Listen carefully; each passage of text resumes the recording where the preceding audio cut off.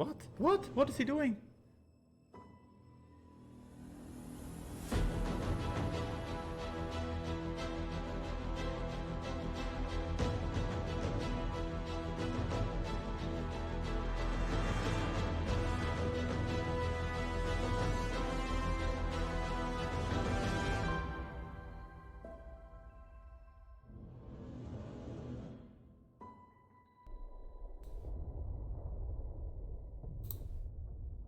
Hello everyone, welcome to the finals of the Nations Cup. Today I'm joined again by TheArticle. Thanks a lot for helping out again and being here and supporting me and the community. How are you doing on this beautiful Sunday? Doing great. Super excited to see how this whole thing ends out. Today's the finals. Gonna expect a lot of great games, and we're all excited. Yeah, me too, me too. Unfortunately, we have the problem at the moment that there's at the same time the OCC going on. So, and we have three of the players that are also playing in the Nations Cup in this, having them in the semifinals of the OCC. And that's why we have to speed things up here a little bit, because Birdo and J King from Team Canada are in the semifinals. J King is even in the finals, so we have to speed up so we are ready before he's playing the final match there. So we start with a battle for rank 3 between China and Canada. Both lost their match yesterday against France and Greece, as you can see on the right here.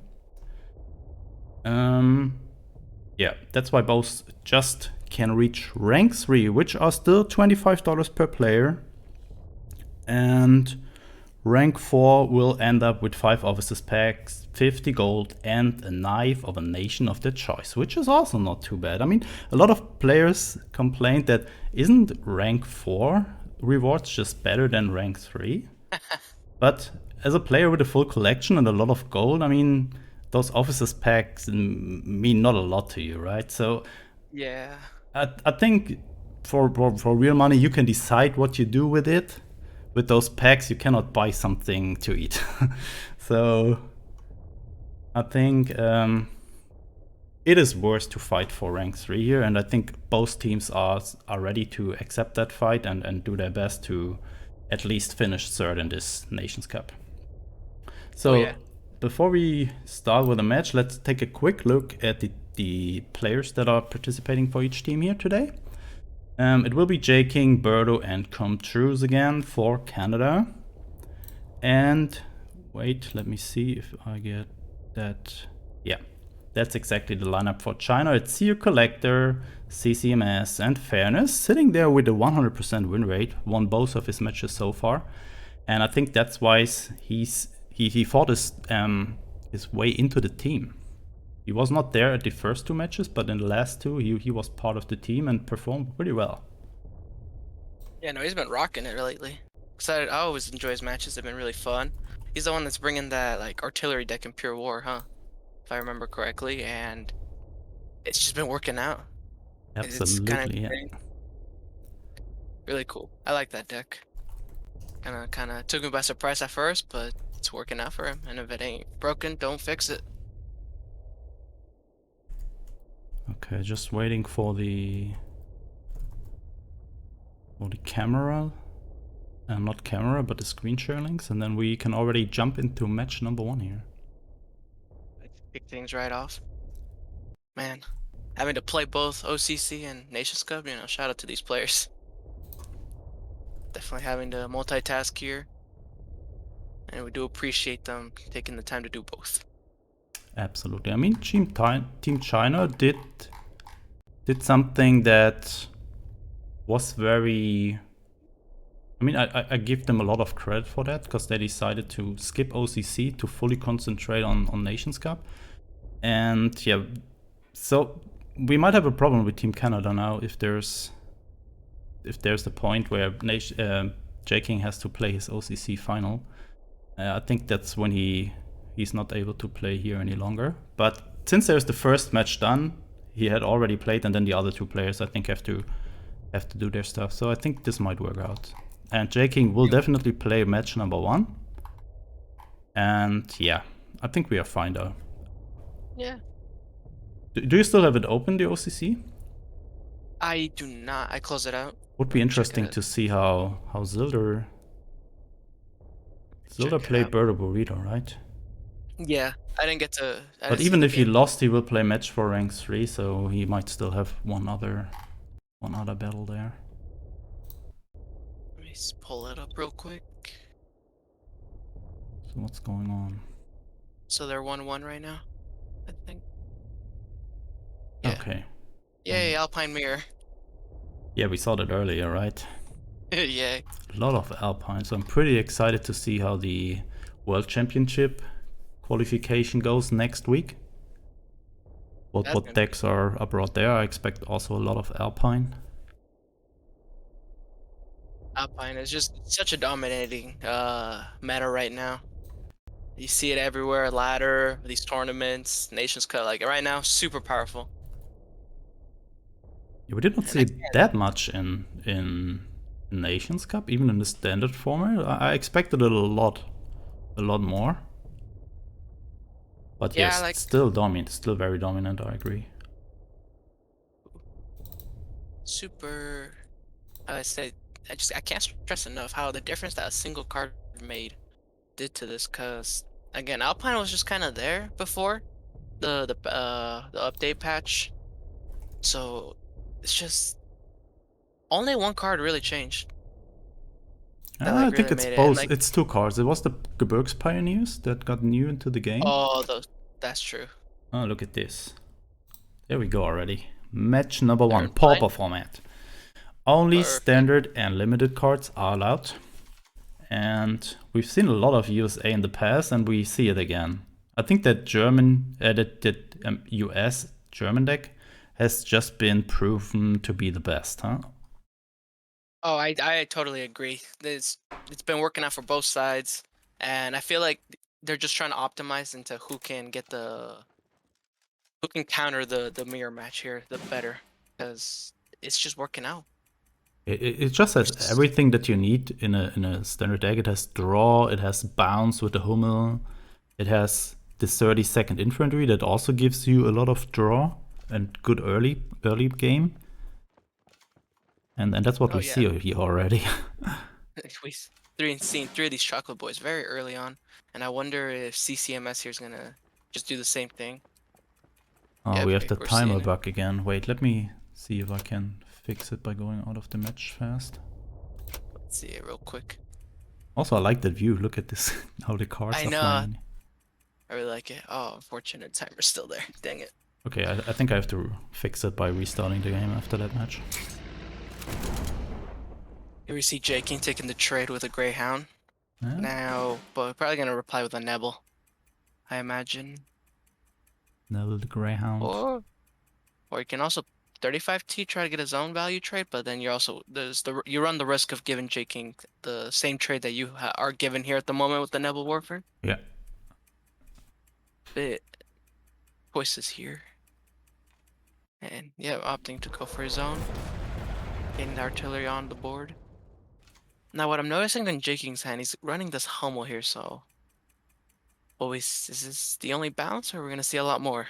Because we've seen in the past just the half tracks, the Hummels, Some that Panzer IVs even. Panzer fours. Yeah, Panzer fours. We saw that even the Alpines. So sometimes retreat can be very powerful in this Yeah, sort of especially with metas. the stars and stripes in it. You can just bounce units in the front line, give your opponent more units in the support line, and then get instant value out of the stars and stripes. Yeah, very very true. That card kind of just appeared, Oh, and my why first not go for? He's probably playing around stars and stripes here. yeah, he's probably being careful because Yeah. everyone's been running it. Everyone's scared of it. It's a really good order for this popper format because you're not gonna see carpet bombing or strategic bombing. Them being specials and elites. Um, so just having that sort of AoE and the fact that it's a common card definitely really coming into play here. Now,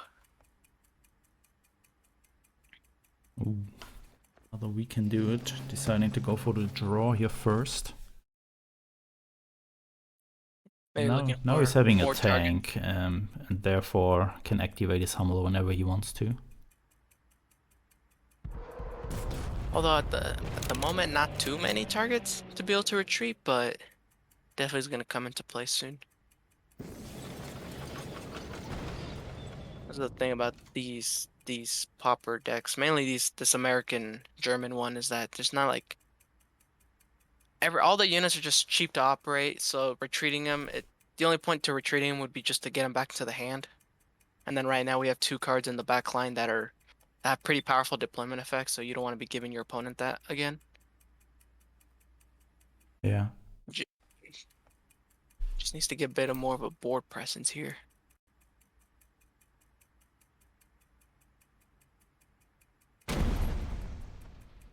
And get the trade here. And get a first Marines. This card's just really powerful, especially in Pauper. You see it a lot less in the higher levels, but just that blitz, giving your HQ a little bit, a nice 3/4 body. Yeah, with this 4 health, it's trading well into a lot of units in the early game and surviving there. That 1 health makes a difference. Yeah, absolutely. So what can CCMS do here? Do this, deploy another naval werfer, and kill the Sherman. I think that's what we're gonna see here. I think he really wants to avoid to play into Stars and Stripes, but it is just too good to not do it. It's that good trade. I mean, even then, your opponent is spending 5 credits and can only deploy a 2-drop, and you can just reload more than he did. Both options are very good. You see, he can go, we can do it. We see Panzer 4. Could negate that effect. And he gets a nice 5/5 body onto the board. You can also opt to get some some draw from the Sherman with his Greyhound. I can also go 32nd into we can do it. Just to play around Stars and Stripes and make your naval werfer a little bit more likely to survive anything that is coming there. Oh, this timer. I know. Holy moly. I look at it and I think the players are running out of time. Let's see. Guess he's not stressing for draw at the moment, so just, you know, same thing here, getting the first Marines into the front line. Comes the retreat.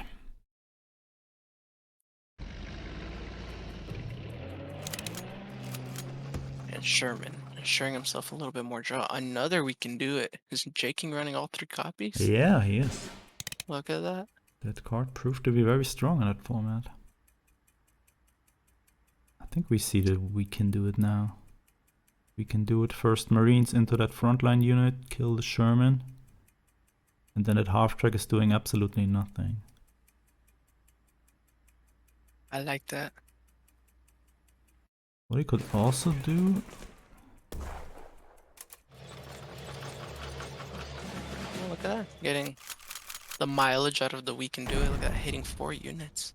In terms of health, that's like 12 health. Yeah, 12 health overall on all the units. And draw a card. That card is pretty strong. Or can be very strong in certain situations. It used to ramp, didn't it? It costs when it costs 6. Yeah. It also gave you a credit slot. I'll see the first Hummel come out, choosing to bounce one of the Nevils. At this point, yeah, just, you know, cut the losses. You know, he's going to get the deployment effect again, but you don't want to have a 2/5 artillery on the board. CMS also with a lot of bouncy with double Panzer 4 and also found his half-track now. But do you want to bounce anything here? No, again, all pretty... Wait, especially when you can trade here, not really too much of a point to be bouncing. I mean, you can go frontline and bounce the Sherman. Yeah. Yeah. King first of all needs to get rid of this first Marines and then go to the front line. To get the deployment effect again. Yeah. Half track. More bounce incoming. I mean, when we said hurry, and then it's gonna become a bounce fight.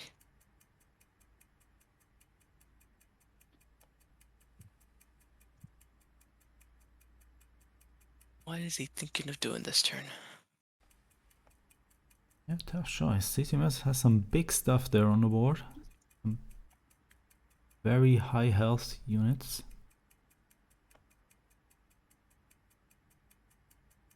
These patrols too, I'm noticing. Wait.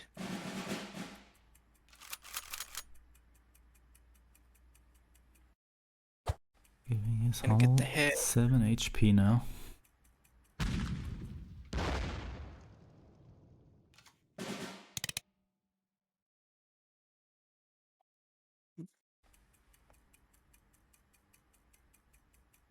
Wonder if he's just gonna trade his Panzer IV here into the Hummel. Does give him the trade potential against the Nebel, but you just want to get rid of that Hummel, like I mentioned. You don't want to leave these big artilleries with big one. Yeah, just big artilleries overall. But now look at this: 2 First Marines on the field on the board, alongside a Panzer IV. Yeah, Jaking has a full hand, but not really any good answers against the board from CCMS. What I'm noticing is that J-King has a lot more orders than CCMS. Yeah, he has 3 patrols, I guess. Yeah. We saw the 3 we can do is surprisingly not a single Stars and Stripes yet.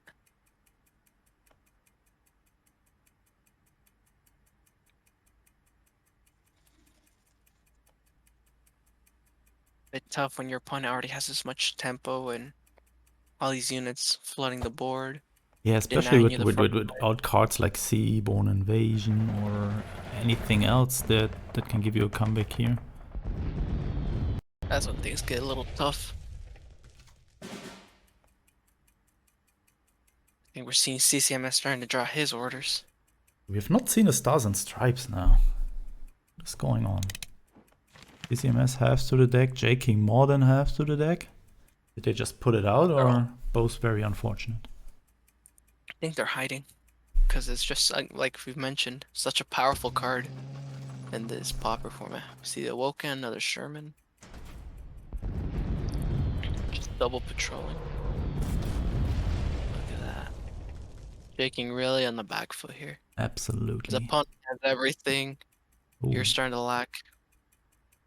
It looks like they're both just playing the same deck, right? With all these Panzer IVs, they're basically just having the same units in it. Very interesting. It's looking that way. CCMS playing with the Awoken Giant. Can be good against the early Chocolate Boys. Oh yeah. I used to play this card a lot in the earlier days of my KARDS career. Oh, that was also a good We Can Do It. I think that We Can Do It might be the chance for J-King to come back. Maybe. You're choosing to bounce back to Panzer IV again, giving your opponent a deployment effect as powerful as like just retreat any unit. Can sometimes hurt, but you know, you're essentially negating 3 health from it as well. Look at this, the Battle of the Bounce. What looked to be a really scary board of 3 units that got buffed, and it's only one little half track. Ooh, There's the first Stars and Stripes. Little late though, in my opinion, because all the units are in the front line at this point. And I feel like J-King has exhausted most of his bounce to be able to effectively get the value from it. Yeah, especially because even if you bounce one in the front line, there's only 3 units in the support line, so it's only 3 damage. So only the half track would die at the moment. And you're not worried about the half track right now. Yeah, not really. Still going for it. Get the damage out.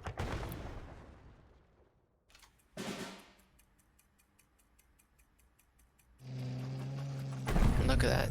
Definitely going for that. I can think to go Nebelwerfer patrol on that half track, or just ignore it and go face. Deploy a Sherman.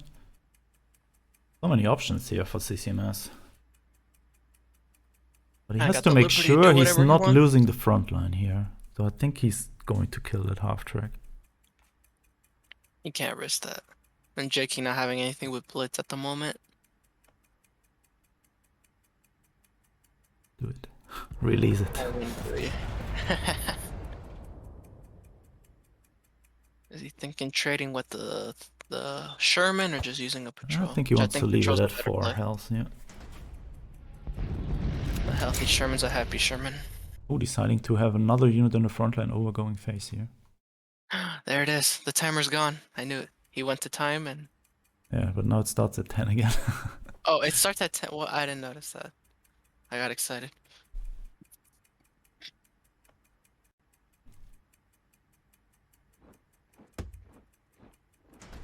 I will say, I'm really impressed with J King's collection of golden cards here. Yeah, very impressive, right?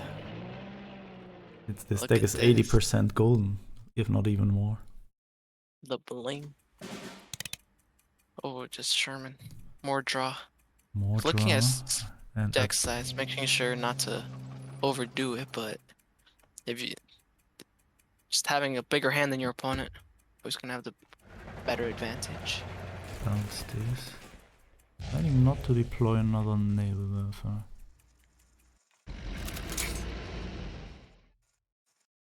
Yeah, we really have to keep J-King away from the front line with these 2 Shermans. But this game is going very deep, look at this. I've never seen a popper one going this long. This is almost like, I don't know, pure war. Or Back and singletons with 2 forth. British. Yeah.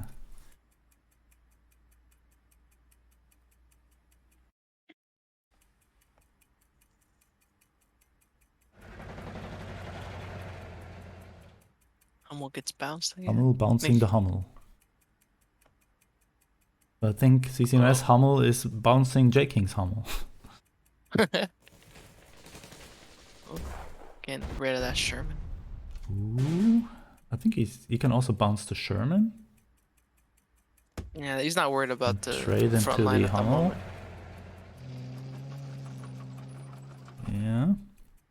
Yeah. No, wait. 1 damage to face from Greyhound. Or deploy naval werfer can also be an option.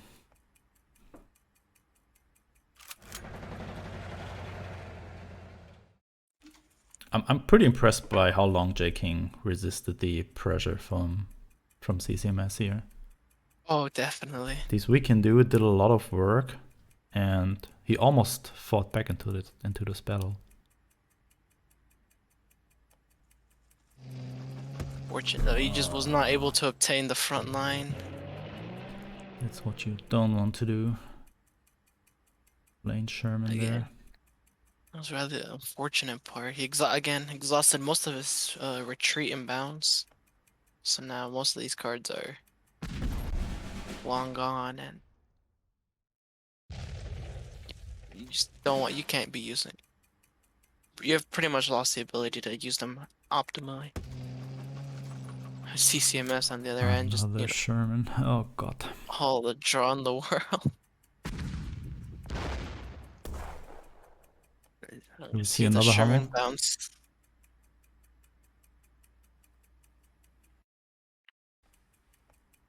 What's he doing here? Can go 35T maybe? Oh, get rid of the Sherman. Oh, he's bouncing it. Okay, but knowing the 2 stars and stripes are already out. Spooz is just another Sherman. Oh my god. Oh no, 35T. Oh. Okay. But still not the best situation here for JK. I think that's game. The last resort to Shermans, but I think it's and especially with that we can do it. With that, yeah. No infantry unit.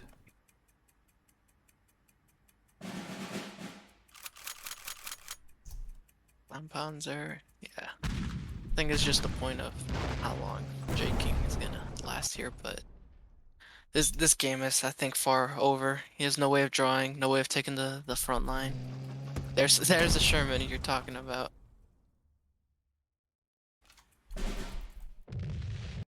There it is. There's the surrender. So game 1 going to Team China. A very intense match here.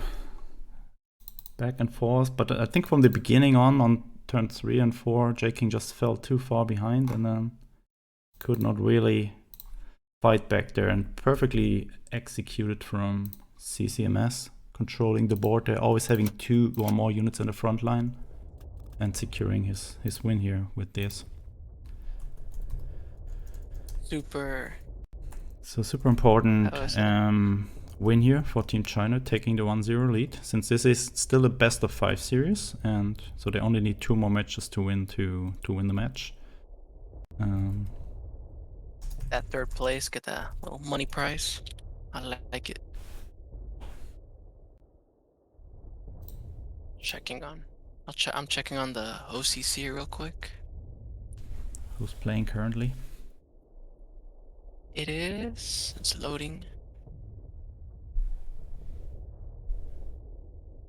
It is A1515 and Zelda. So Zelda's still in it. Ah, so it's battle for rank 3, so it's J-King, Birdo, Burrito in the finals. Huh. Alright, so we just gotta get through Birdo. So I assume Birdo's playing next? Yep, Birdo's playing next, so I think we really have to speed up now, since when the battle for rank 3 is over, also 2/3 of Team Canada is gone. Luckily, it's the game barely started here. Zelda versus A15. Would be cool if this would perfectly fit into our schedule here.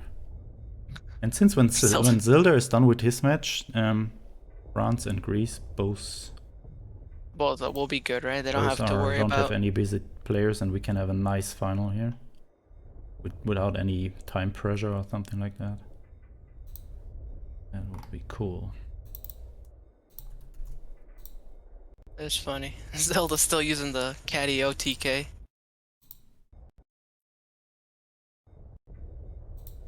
Right, so we got next standard here. Wonder if Birdo's gonna go something like Jagger or something, try to end it quick. Either win hard or lose hard. I don't think so though. Because again, they still the match barely started. I think they got time. Birdo's got time. And then Comtrues will just, you know, solo the Team China.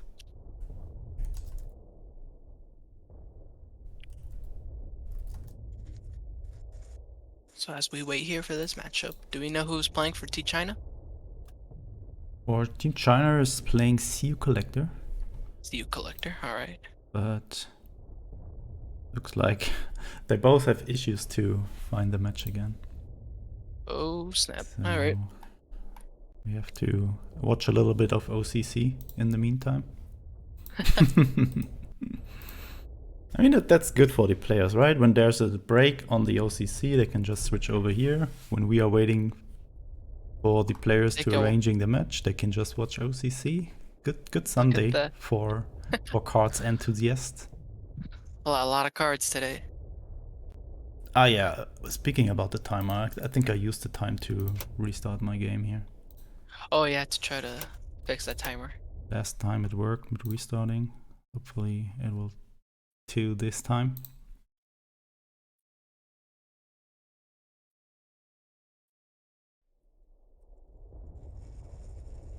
There we are. Go, load. Loading.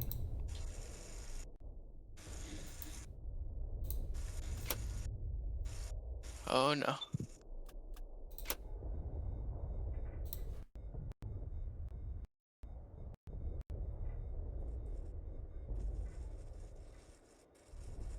Yeah, they really need to do some fixing on these friend list issues.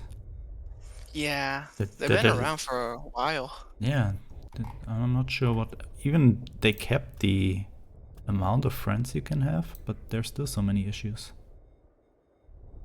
Maybe they have to rework that in total. I mean, why is that a thing that you can have maximum 100 friends? Ah, look at this. What do we have here?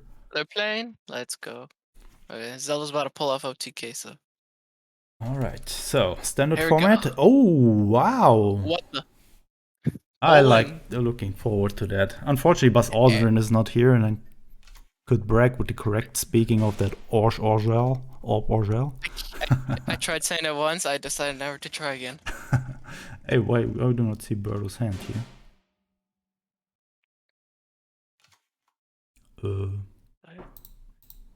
I'm curious. The aerial reconnaissance. You only typically see that in like combo meme decks. So quite interesting choice here. Yeah, Serial Collector has a lot of orders. And also with this section 2 that you can probably get from the KARDS, that area is a good card, I think. It allows you a lot of good combos. Makeshift the Pioneer Company. And there's the first one. So, looks like we don't have Birdo's view here. Okay, then we live with that. Might just Luckily, be he's playing. I think that's the weird air variant that he played in the OCC, it looks like. With Sender He was just barely playing. So I think He said he knows how to play he's this. He had a lot of he's like, I practice just today. won. Yeah. There's It's the like area. this is what just worked out for me. Let's see the Black Watch here. Hitting well, can't see how many orders hit, but you know, when you hit a British opponent, you can safely assume you're hitting a good amount of orders. Oh, just descend at the Black Watch. Now see, he doesn't really have too many options. He could go for the draw, but he's leaving these air units on the board, and typically is what you want to hold off on. We see the first uprising being drawn here. Yeah, and there are already 2 dead Polish cards, so this is already 2 damage AoE. It's, I believe, 3, because he played the Underground when that retreats, plus the Plan West. Ooh. Oh, what a powerful combo for the Storm. Look at Even that. with the +2 credits. Yeah, It's only 3 damage at the moment, if I'm not wrong. He could try going for this Plan what West, did but die? Did not wonder. just 2 legions die? Yeah, but then from the first Plan West, but then he played the Underground. I forgot what it's Underground called, the one State. that Yeah, okay. bounces Underground State. I see. So yeah, There he 3 goes. damage hit. Getting his Black Watch back, and there is the shelling. And HMS. Those little bombers with Blitz go a really long way just to pick off these 1 health units. Mosquito. Wiping out this Black Watch. Oh, unfortunately, this Churchill I don't think will be doing any sort of work here. I agree. To do a shelling. Plan West. I can assure you that they'll live a bit longer. Going for the draw first, getting Monty. It's always a powerful feeling having both Shelling and Monty in your hand, knowing that you can totally deny your opponent of any movement. And just go Black Watch again and skip. Because I think he can take that 4 damage from the Albacore. Yeah, not too worried. I mean, And shelling also denies your opponent 1 credit slot. I don't like the Black Watch play. It's only 4 cards. Choosing to go for Radar. I'm just gonna say Orp. Just or gel. Oh yeah. I don't want to get death threats from Buzz. Always see you. Okay, gets a good Monty Little. now. He's waiting for his, how's that thing called, at 5/7? Who is CU or Berta? CU Collector. That 5/7 that gives you legions whenever you play the Intel card. Oh yeah. I can't remember the name, just the infantry. But what is that guy called? I still haven't gone around to memorizing the. I'm doing Polish the cards. Birdo here. I don't know. I can't remember names either. They slip my mind at the I'm playing. I'm like, oh, I know I can name off the cards. I'm like, wow, I play this game too much. And then I come here to commentate, and they can slip my mind every time. Ah, Tano. It's Tano Regiment. Oh, I remember now. 6 cost. Empire, getting rid of these legions. I feel like C should have waited to be able to. Oh, there it is. So you want to really buff them the same turn because you let your opponent wipe them out when they're only at 2 health. Got a really strong shelling here. See the first order. Ooh, sees that he has a Monty. There you go. We just need to get CU to collector to just intel his whole hand, and we don't need his hand broadcasted to us. So that can come before the storm here. These units are getting a little wide. CU collector probably gonna really needs a second uprising. Because Birdo's starting to run out a bit of tempo. So if he can clear this board here, he's gonna be in a really good position. Gonna go for a second plan west. I assume he's also gonna play the warp as well. Yep, here you go. Ooh, Ooh, 9 credit great. land lease. Is it now an 11 credit land lease? Oh, It's 9 not credit Monty, what? Monty. I think the orb must have hit it twice because I assumed the Lenley's got hit by the Black Watch. And then the Monty must have gotten sniped by the orb twice. Unless that's a bug. Holy moly. Because from 1 to 9, I mean, it could have been Monty got hit by both Black Watches and both orbs. Yeah, Poor looks Monty. like, yeah, that's +8.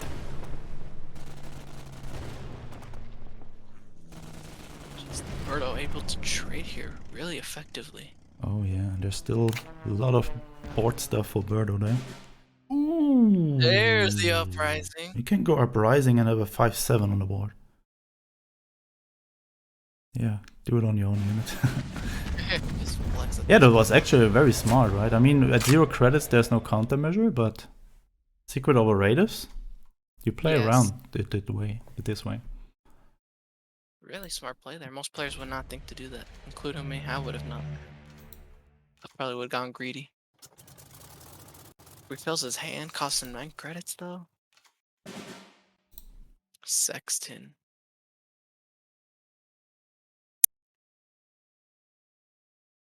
Wonder what kind of answers Birdo he's gonna be having for this Churchill here. You know, didn't really get much out of the deployment effect, but still, like, really powerful 5-7 body with the heavy armor 1. Just pin it and go face. Get Birdo onto that pressure. It's the funny thing, the one time the matches need to go by fast, and we're gonna go to fatigue or something. Yeah, unfortunately, J-King already reached me out that they have to play their finals now. Right now. Like right now. And I think we're in a situation now where we just watch this match and China wins after that. Are they gonna just forfeit here, Team Canada? Yeah, I think I have to. They only have 1 player left. I mean, can play 1 match. Oh, that Tano Regiment a little bit too late. There it is. Way too late. Get that board there. Holy moly. I'm gonna go. Both uprisings are out now, so he doesn't really have any sort of AoE at the moment. He could have carpet bombing. Probably does actually.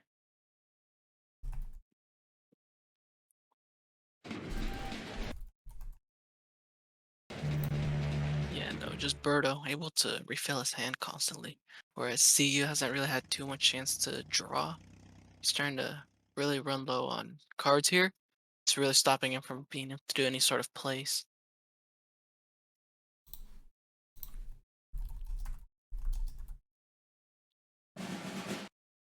Finest tower.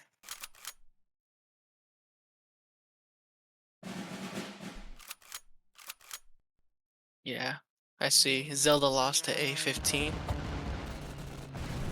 So.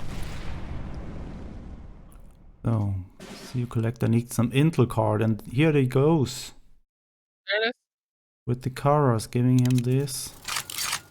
And the underground state. Oh my god. This is. Getting rid of. And able to get rid of that there. huge bomber. Finding a bombing. There's a carpet. Carpet bombing, not bombing raid. That'd be insane. Because Britain needs more AoE. HMS. I ran to see the Empire Strikes. Because he's Birdo, I believe, has played one or. There it is. This is the second one. Because I know he's already played one. Damage. Look at that. Oh. Such a good find here. C has his own as well. Carpet. So. Wow. Very intense This game. match.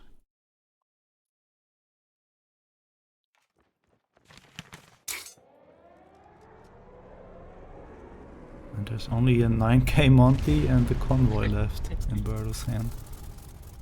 And a 7k convoy at that, so. Both very low again on cards. What are these battles here? Going to the lab. Is this gonna go to fatigue? I hope not. But oh, and this just what he needed. The last little bit of air units, being able to get one last big body. Oh, and the second carpet bombing. Just clear it again. Fortification. He can reconfirm that he has a Monty. Once more, he has Monty. Look at this. Look at that value. 4 damage. Sacrifice the swordfish, but you know, that's the least of your worries. I think CU Collector has this in the bag because we know the last card's a Monty, a 9-cost Monty. So he's in top deck mode now. There it is. Ouch. 9 cost. Went from an ultra, able to deny draw if he pulls out something from top decks.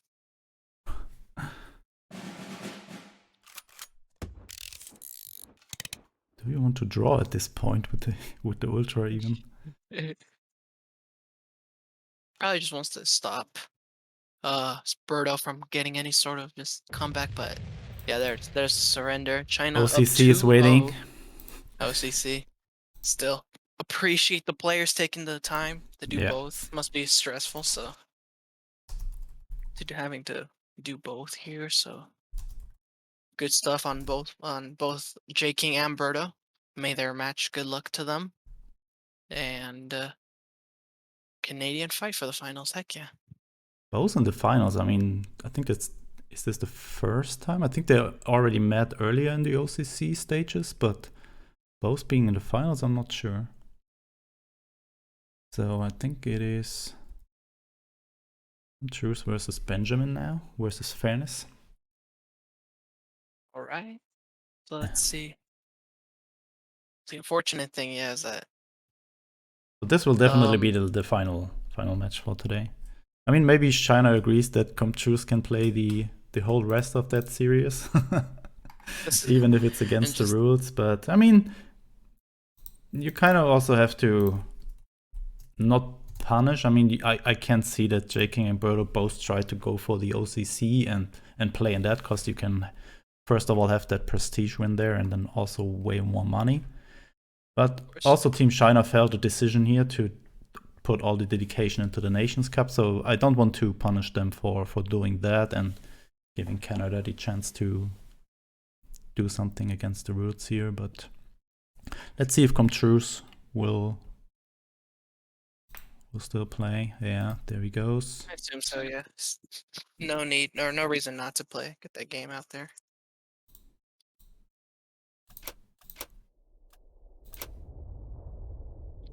Furnace in the menus. But yeah, very intense games. Both games have been very, very deep into the decks and almost close to fatigue this time. So your collector only having 4 cards left, and I think Birdo had 5 cards left. And we hadn't really seen that sort of thing up until now in the Nations Cup too much. Like, we just saw regular matches that maybe went halfway, maybe 3/4 of the deck, but not this close to the point where they had single-digit numbers of cards. So, little something new. We got to see it all, and now we got ourselves Pure War. Oh yeah, that means no orders allowed. We might see. Yesterday we saw not that many German decks, right? We've seen Germany in this mode over and over again, but not yesterday. We saw 2 US decks, and so we do today at least one from Truce. And we have the tried and tested artillery deck from Fairness. I believe he's won every time with this deck that he's brought it to Nations Cup, which is, well, it was 2 games, but because of those 2 games, he has a 100% win rate. Oh, and 2 Pox. 2 Parks and Gebirgspioneers. I mean, that's the most important thing to find turn 1, especially in this format, Pure War. And Zilda suggested some very funny thing yesterday in the Discord to rename Pure War into Pio War, because it's basically relying on finding your Gebirgspioneers turn 1. Who gets them first? And oh wait. He's opting, yeah. Why is he doing that? He could have gone Gebirgspioneers. Maybe he's afraid of the 35T. Okay, I see that point. But he could have gone Gebirgspioneer and then next turn played the Nebelwerfer. But yeah, that 35T would have been a big punish. So I think pack 36 is absolutely the correct play there. Even then, he could be scared of Greyhound at this point, because it might have given him 1 turn of credit, but then it would have died afterwards. So, and now Comtruse is in a spot where he cannot deploy a 35T here, because these packs are just dealing both each 1 damage, and then it just dies. Nice. Oh yeah. Even a Greyhound. I mean, he can drop a Greyhound, but it will just die to a pack. Can get rid of 1. Is he still going for the Pioneers? What do you think? Oh my god. Tough decision, because again, at one point you don't want to be letting your opponent get that 1 credit. That's just artillery. And yeah, choose to go for the artillery. Ooh, and another Nebelwerfer. Can he go Nebelwerfer? And get rid of 2 of these. Comtruse already on the back foot here. So powerful. Facing 2 artilleries and the Gebirgspioneers. What is he going to do against that? Can do another Greyhound, kill the other pack.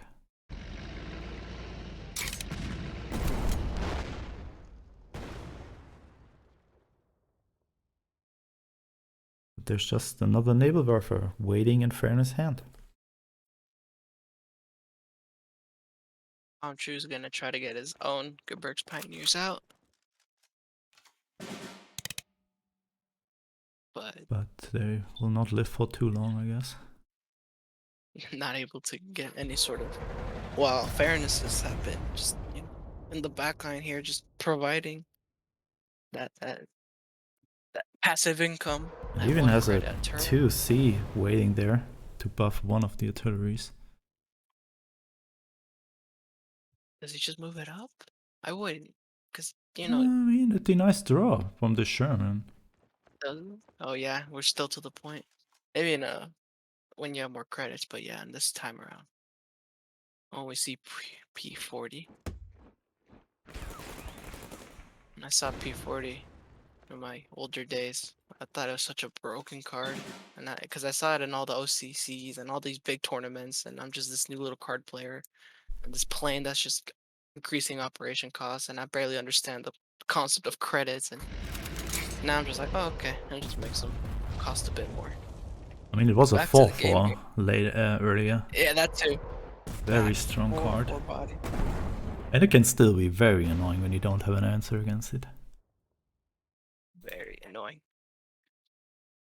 That's why, and if I can, I try to sneak in, bolster the ranks in some of my decks, just for this reason. Even if it's a 1 copy. It's not consistent, but it'll clutch me a few times. Ooh. 2 Panzer IIs and another artillery. And the Arc Bomber and Entrapment. A lot of options here.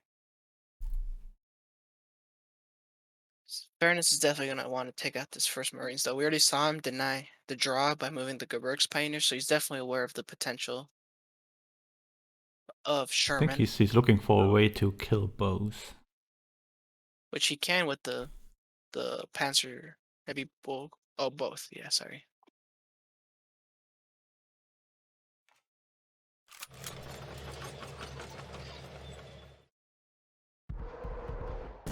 Ah, nice. I like that one. Go to the front line, deploy howitzer. The Contreras is not having any chance to draw here.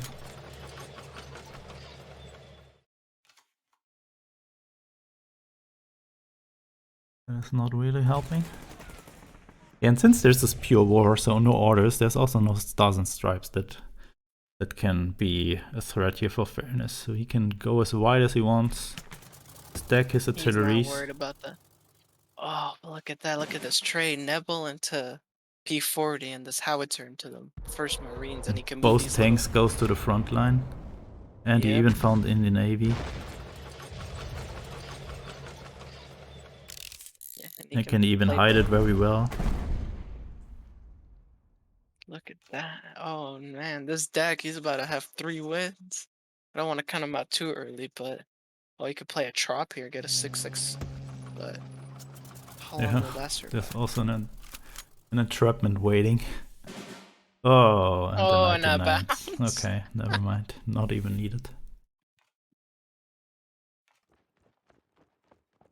This deck just really capitalized on the fact that there's no orders.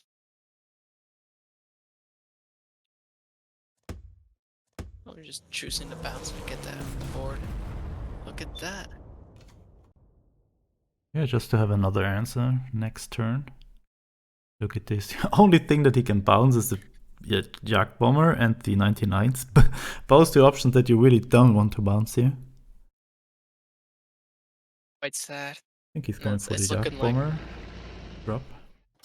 Yeah, negate that damage, get the trop out. I was thinking, like, he could just ram both artilleries into the trop and one of these little tanks, move up the 2-3, and, you know, not much is changing here. Absolutely. He can also go with the Condor up to the half track. Oh, yeah. And move up. I mean, oh my god. That looks like an easy 3-0 win here for China.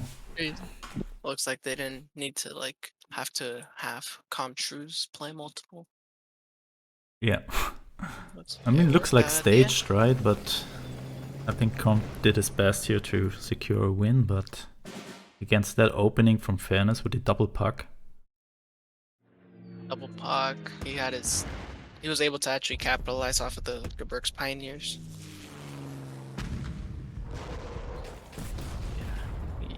With no orders, he has no way. And there's the surrender. So China 3-0 over Canada. Still though, really gotta appreciate Team Canada again. Able to bounce between OCC and doing this. Absolutely, yeah. Very, very well fought. And I mean, you could feel that they did not have a lot of preparation going on there with building the decks. They basically just brought the same decks over and over again. And I think Team China really abused that fact and securing a 3-0 here. Congrats. And good luck to J King and Birdo in the finals. I mean, one Canadian will win there, so not much to lose. I think afterwards they will both have a nice drink at a bar and just celebrating their win there and second place. It'd be a good outcome regardless. So now we are gonna transition over to the France versus Greece finals here. Oh yes. Wait, let me give a short GG to Canada and China.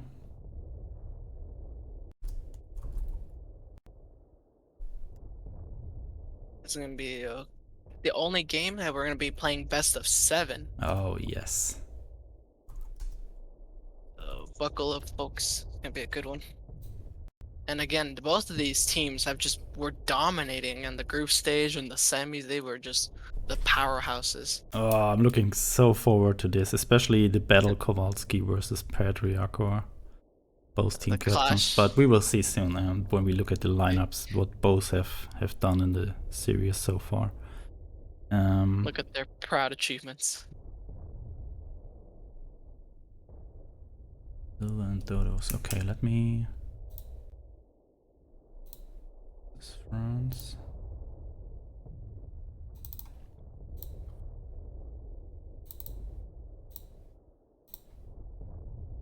Right. Ready? Cool.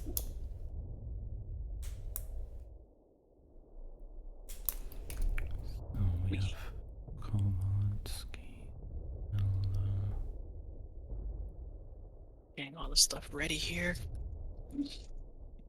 Oh yeah, I have to adjust some of the scenes so we are prepared for the best of 7. And then we can jump into match number 1 here. This way, this way.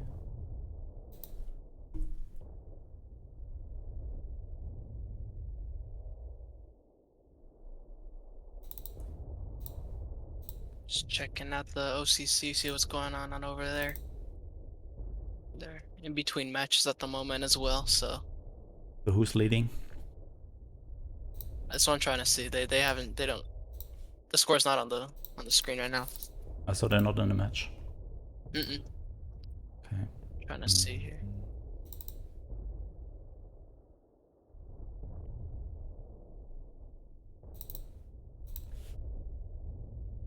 All right, we did that. So yeah, guys, we already see the battle for rank 3. China won 3-0 against Canada, and now we are coming to the big finals where we all have been working through the past 3 weeks. Today is the day, and it is France versus Greece, the big final. And you can already take a look at the way of the teams. Both came out of Group A, which we all thought would be the easier group of both groups, but it just figured out that Group A was the killer group here. Both participants in the finals, and France beat China yesterday 3-1 and Greece Canada 3-1, and that's why both are in the finals today and fighting in a best of 7 for the number 1 spot, and also $75 and the champions card back. I mean, Kowalski already mentioned in the Discord he would give the money to France just for that card back.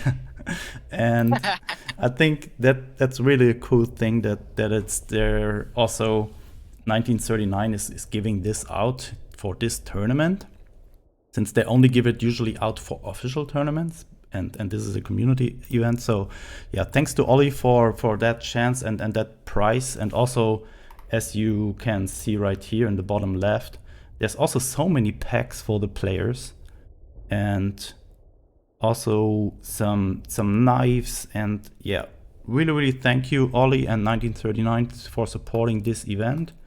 And yeah, I think that's just the, how do you say? In Germany, we say das Sahnehäubchen. So a bonus onto the bonus. And because, yeah, it's just you can tell yourself the winner of the Nations Cup for 1 year. It's basically just like being the world champion, like CCMS is doing. So yeah, whether Team Greece or Team France can tell them Nations Cup champions for 1 year, and that's worth enough. yeah. Plus the cash prizes and the packs and all that stuff, and the possible champions card back. So I think the teams are really hot to win that one here. It's gonna be good old heated match. I'm excited. Oh yeah. And speaking about the teams, let's take a look at what France is bringing here today. We have Patriarchor with 9 games and 88% win rate. This guy is really killing it this Nations Cup. And then we have Pat, 6 games, won 4 of them. Also very impressive if you just remember the competition that we had here. And with his first Nations Cup appearance, it's Apara. So List is out. I'm not sure if it's because of his win rate. I think he played 6 games, lost all of them. I'm not sure if that is the reason or if he's just busy today. But good to see that Apara is also getting his chance here to prove that he's a good player. And Give him a chance. I faced him today, and we had a very intense match with a better ending on my end. But I think he's well prepared and can definitely get a win here today. Heck yeah. And yeah, there we see the team captain of Greece, Kowalski, with a not less impressive win rate. 8 matches, 85% win rate. Definitely also carried his team to the point where they are today. And Zilder, also 6 matches, 4 wins. And Dodos again. He played match 1, I guess. 1 match, lost it.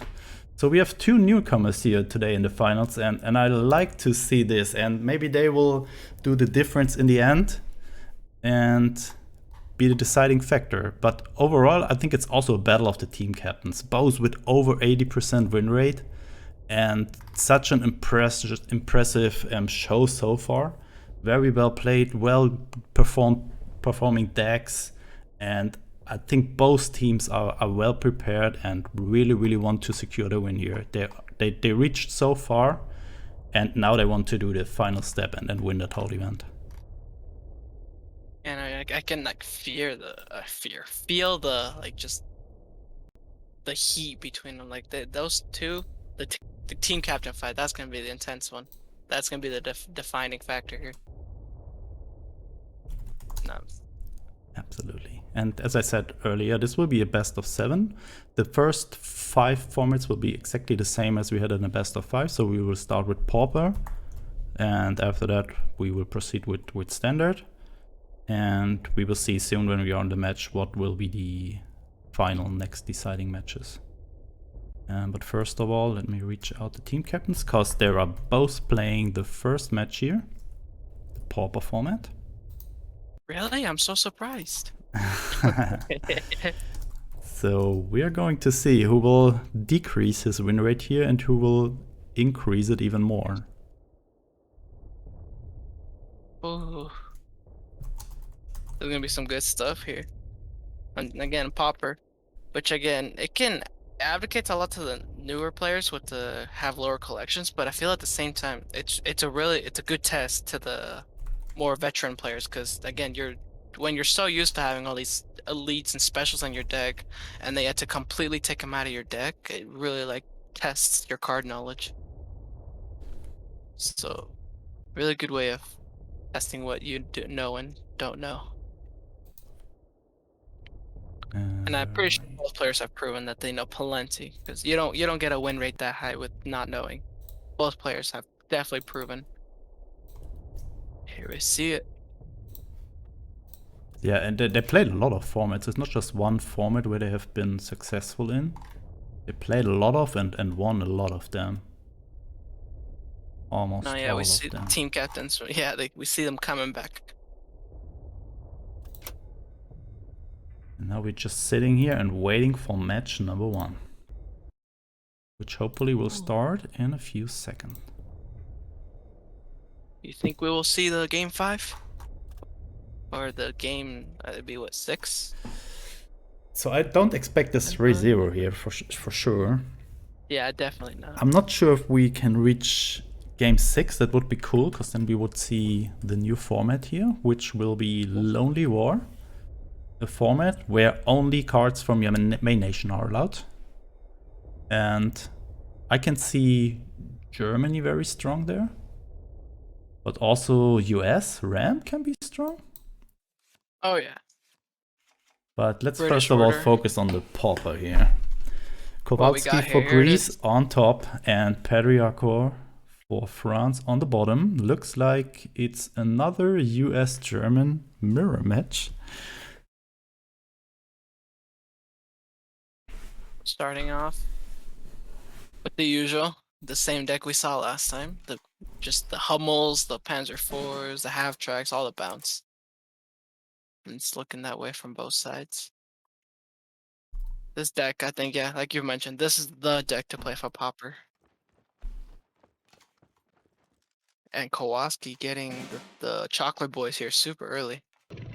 So Kowalski did a nice suggestion yesterday in the Discord. He said we should shorten the whole event or the whole finals up by just doing one match where the rules are you have to play pauper cards without orders, only one copy in the deck, only from in the main nation. And it's a I first really of one, like right? that idea. Yeah, it's a best of one where all formats are just put into one match and What? that's it. That's how to speed it. That shit. That's slow. That would have been funny. Pedriaco with a very unfortunate starting hand here now. Stuck with a lot of stars and stripes. Death from above. Actually, I like Death from above together with bounce. That's a good combination. It really negates a lot of that RNG from Death from Above. Absolutely, yeah.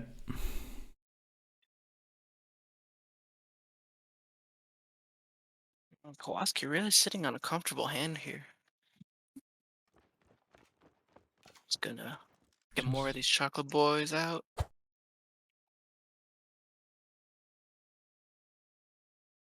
Just going white here.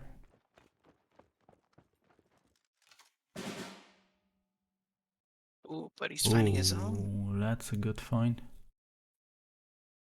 Definitely needed that sort of draw. He wants to move this to the front line and have that spot, so Kowalski cannot go to it. But there's the Sunstrike. And look who's in the front line now. It's Kowalski. Ooh. I gotta ask him what was the inspiration for his name, because I know what his name is. It's like that one penguin from the movie, the Mad at Askarl movie. Really? But I got another story. Yeah, because that's what his profile picture is on Discord. That's the penguin on it. Kowalski sounds like a very German name, or something like Kowalski, like Czech or Polish. Like, I'm pretty sure there must be some sort of other reason for him to choose it, and maybe he just later realized that it was the name of this character as well. But yeah, this penguin, he's just super analytical. He's like gives all the stats. They always tell him. That's why his thing is Kowalski analysis. That's like the catchphrase of the show. Like the main leader tells him, "Hey, Kowalski analysis." Oh wait, what? Huh? Did Pedriaco just death from above? A single A greyhound. greyhound? Is What? he that worried about denying draw? Looks like, But there's way more options, and Kowalski's not exactly in a. If he was like at 2 cards, I'd understand, but he has plenty of cards at the moment, plenty of options, and he has a Greyhound, so he could still, if he really wants to draw yeah. this turn, he can. Was that a? How? He did. He did not like that Greyhound. That Greyhound must have said bad things about him or something. It was personal at that point, because can actually go drop here if he wants. But with so much bounce in this game, I don't see drop being a good card in that format. This is never sticking on the board with all these half tracks, Panzer fours.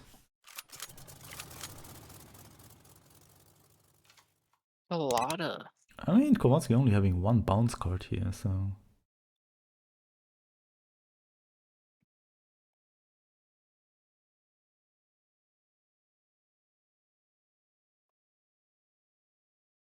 Not going for it.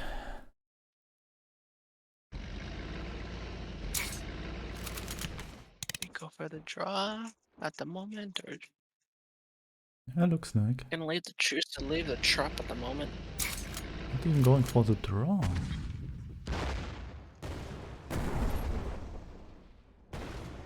Wants to have that 3/3 howitzer. Which is really... I mean, what can Pedriaco do here? Not much. So many targets. I think he has to take out the howitzer. But what else? Can drop a 30-second or a plain Hummel. Oh god. You see the raw Hummel. No deployment effect. Always a sad day. Okay, now we might see a Sherman. Sherman, we can do it, is not possible. Gonna trade his first Marines. I like Nebelwerfer, we can do it. Maybe. Yeah. But then he could not trade the drop away, so yeah, Just gonna bounce that's it. definitely safer play.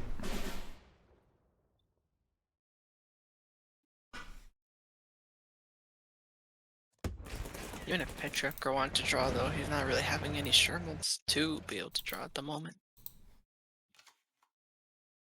And with this really big 5/5 body, it's not looking really bright here for Patriarch. Yeah, not having any tank to activate this Hummel. Stars and Stripes both completely useless.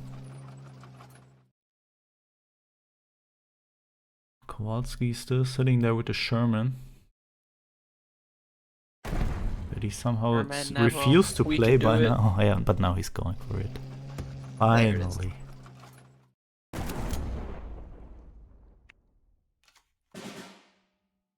Another first Marines. I think you would have preferred a tank there. Mm-hmm. Be able to get that bounce from the Hummel, but no such thing today. Oh, there's a Stars and Stripes for Kowalski. And he's going for it because he also has the Nebelwerfer. Not Yeah, enough he can do that. credits. Move Sherman. 5, 6, 7, 8, 9, 10. Yeah. Sherman into Hummel. Bounce that one. Or Greyhound, we can do it. Or just bounce it, yeah. Get rid of the problem altogether. Oh, interesting that he decided to move the Greyhound to the front line. Yeah, because it gives him this trade. Yeah. And on top of that, he didn't even attack with it. He floated the 1 credit. Yeah. Sure, there's Stars and Stripes. Probably waiting Patriarch's hand, but better keep it in hand then. It's a 1 credit, and you're not losing out that much on credits. We can do it. There it is. Just trade out that Marines and Patriarch are sitting on 2. Ooh, haven't seen that in a while. Oh, you just choose to surrender. He probably knows it's gonna get bounced. Yeah, and there was, in fact, a Panzer IV waiting in Kowalski's hand. And Greece taking the lead here in this best of 7. Very impressive. Well, let's see how much this game 1 here affects the rest of this match, because you know we mentioned you want that game 1 win, but if you can hold it together, it won't matter too much. I mean, the variance in the finals is way more less because you have to win 4 matches. So I think the winner of today is definitely the winner. The loser will in fact be the loser. Oh yeah, that's also a good point. Yeah. Oh man. Okay, next match will be Apara versus Zilda. Let's see Zelda. What? In the standard format, you're giving Zelda the power to bring whatever he wants. A little scary to see what he's gonna bring. Will he bring the OTK? He brought it and won last time, and he was bringing it to the OCC.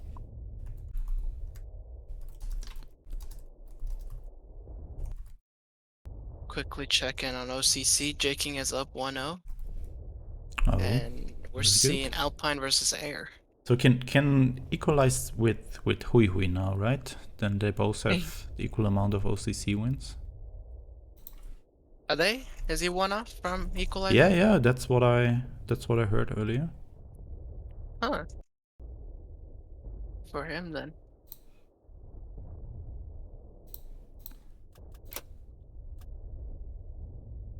stuff. Anyways, back to here. Power is in training. Standard. What? Training. In training. I never use that training. The bots are too easy. He's just Even when beating I the first started AI this just to game, get some confidence here. like I got this. I could do this. I can do this. Yeah, I can beat the AI. I can beat anyone. Anyone. Oh, that's kind of funny. Okay, do this.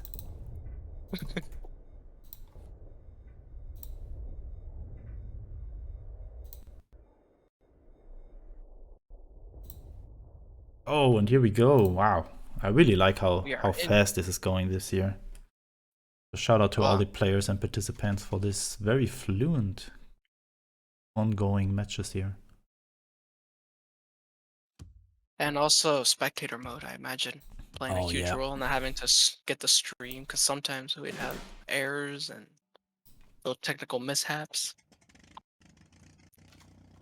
Yeah, as you see sometimes with the OBS screen share, last year we had this on both sides, and sometimes you had players that had a very bad internet connection, so you did not see anything from both sides. So I'm really happy that we have at least out of one player here the spectator mode. And what is this? Zilla with 5th Brigade here. Card that you don't see that often. And what is this? A countermeasure deck? Is it this Germany, card? I see them. What is this? Root out. So it's probably Brit Germany control. We see the Sky Barons, which... Oh yeah, which is very good against the power. This is looking like a really big, huge counter against Brit Air. Look at this, the Sky Barons. We just saw this little Flampanzer to take out the Gladiator. 6 Night Hunters. Interesting. Wow. We're used to seeing Brit Air, but then here we have this like countermeasure-like deck. Ooh, this is power playing around the Night Hunters here. Yeah, just going for the Kitty Hawk might be the better option. Get the Night Hunters out of the way now. This and then goes. Oh, he's air superiority. Go face. Yeah, but as long as Apara is not buffing this what is it called? This gladiator. It's not really a threat so far. So I think you don't waste the Sky Barons on this. Thinking about Saxon, I think Ruff is the better choice here. Gives you a body.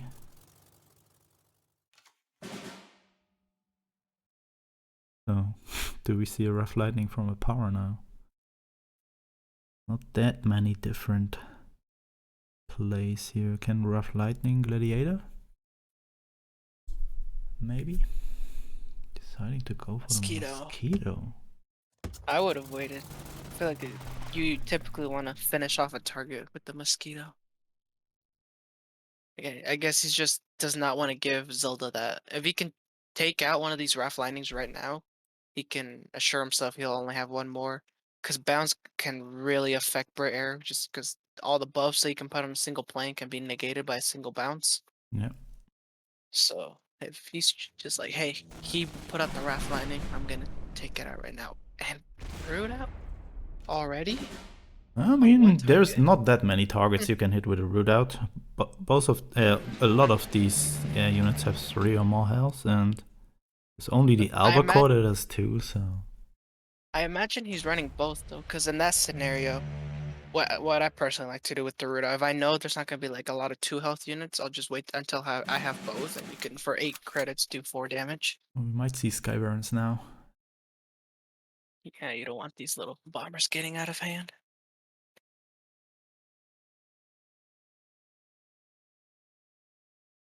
Deciding to go for the draw first. Maybe he finds another Flampanzer. Oh, more fortification. So it's just a Commonwealth. Looking like a Commonwealth Rule Britannia, because we see a lot of these low attack, high health units.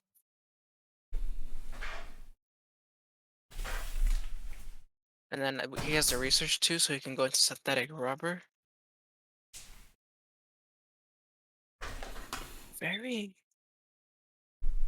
interesting choice of a deck here. All these fortifications.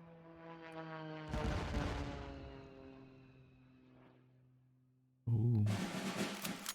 Finest hour. Now he has 2/3/5 bombers. He has a Sexton left. No, that's not looking that great. All these guards are doing absolutely nothing. And there's a careless talk. A little bit late. A little late and also not a good target any. Oh my god. Not calm. He just used his Sky Baron, so. I think he goes face with the bomber and then calm before the storm. Oh yeah. Really effectively using all these credits here. How is Zelda gonna deal with this? He needs another lightning, I guess, to at least bounce this swordfish. There's a lot of... Another go. Okay, there's a... He can drop one guard. But another rough lightning there for our power.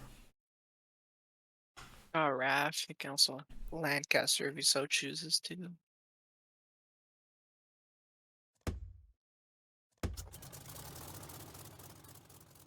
Oh, and another close air support. He's thinking either face or take out the Sexton. Only 2 off. I think he's going face with this and take out the Sexton with the Gladiator. Oh, it can also just go face. Yeah, because he has lethal with puts him at Lancaster 2. next turn. Yeah. How do you deal with this? You don't got no Leopold. He I got think that's nothing. GG. That fortification's not gonna do him much. Radar. He can do this. Fortification. Keeps him alive, but at some point he has to deal with them. It's a Monty Schmonty. Good old Monty. I mean, there's not much that brings him back here. A Flampanzer and more guards. Oh, what? Going for the carpet. Carpet, okay. Also gives him 1 space in his support line now for potential Lancaster next turn.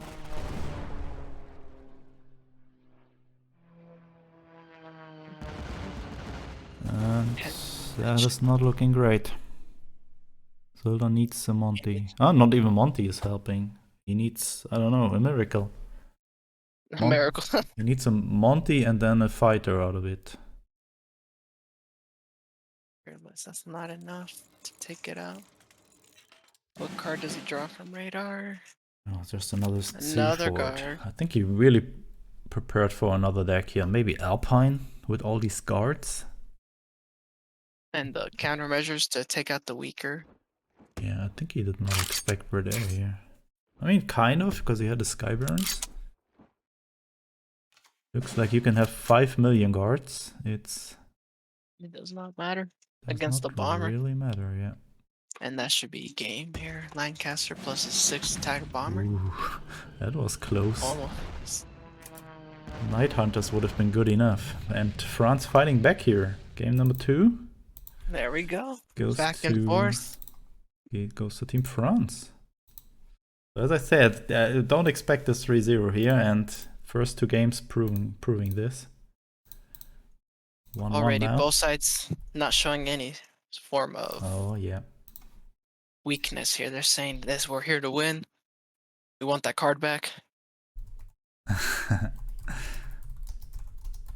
So next match will be Pat for France and Dodos for Team Greece. And that was his sorry, who just played for Team France? I forgot. I believe that was his first win, right? For the Nations Cup, able to get a win over Zilda. So yeah, a power first appearance, first win, absolutely.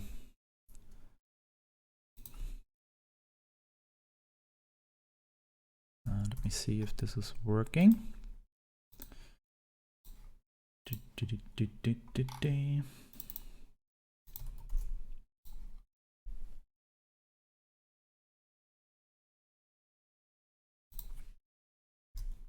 All right, that is working. Ooh.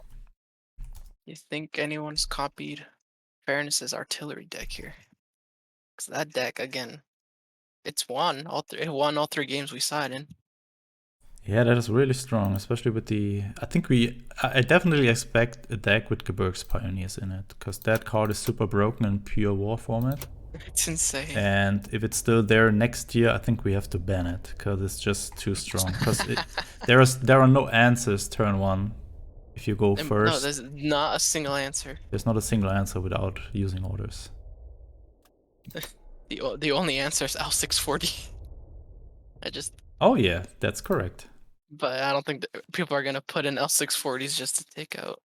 I mean, you can combine it with US to get your deployments effects again, but yeah, you cannot really buff it since there are no orders. And No. And here we see and there we Pad see, getting the and Geberg Pioneers. Pat is having them. Lucky boy. And he's having a full hand full of Alpine units. But still, that is the disadvantage of going second. Because you risk that you run into a 35T here. Yeah, turn 2 for We your know opponent. that Dodos is not having it, so very good for Pat here. But it was a risk to deploy them. Pretty sure we're gonna see a third Alpine into second. Really getting these Alpine units big already on turn 2. I could also think about going Nebelwerfer here, but I think, yeah, you just want to have 3 units on the board. So your opponent has to decide. He really wants to get rid of these Gebirgs Pioneers, but then there are also 2 more Alpine units sitting there that you also want to get rid of. And finally, Nebelwerfer. But yeah, look at this hand there. I mean, he has to move 1 or 2 of these to the front line to be able to get rid of that Nebelwerfer. You make it easy for Dodos to trade here as well, so tough choice. Because typically when you're running Alpine, you want to keep your units in the back line, so you keep them alive as long as possible to stack these buffs.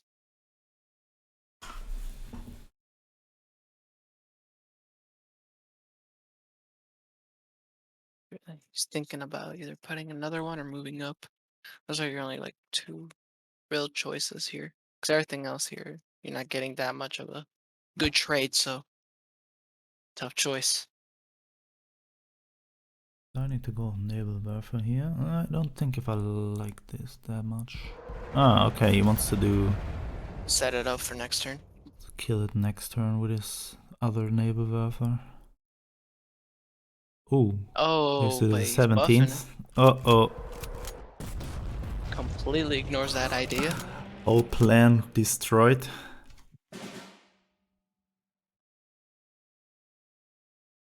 Wow, look at that. One little card there just completely threw his plan out the window.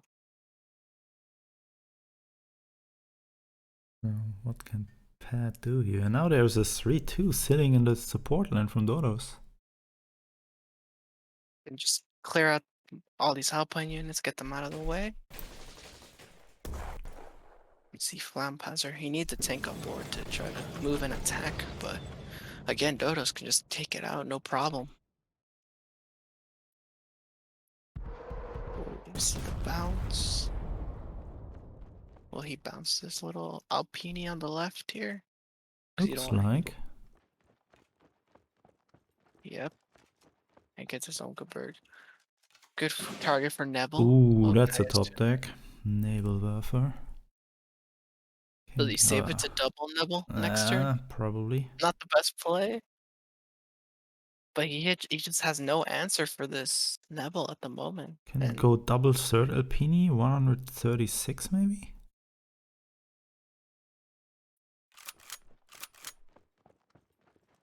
Just to keep stacking these Alpine units.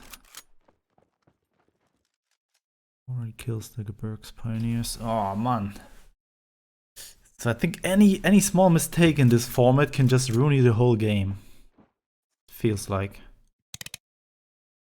oh yeah, no, there's very little room for mistake because you don't have orders to fall back on.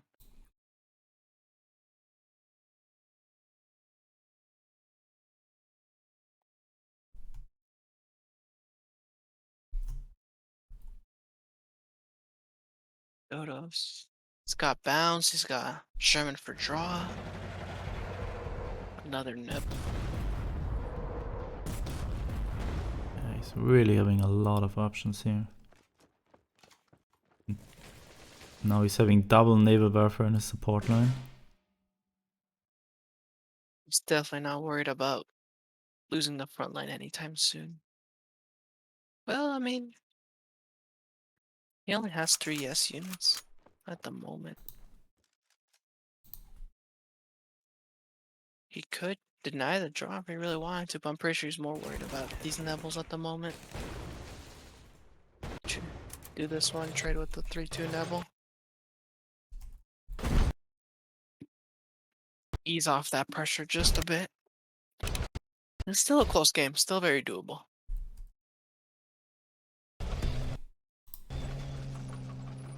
Oh, and Flam Panzer.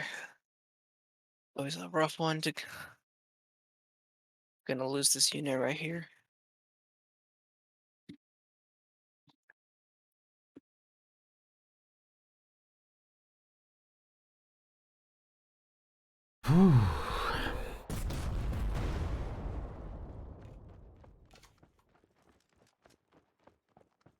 He's just moving on. You feel like he's gotten his worth, or the worth out of him.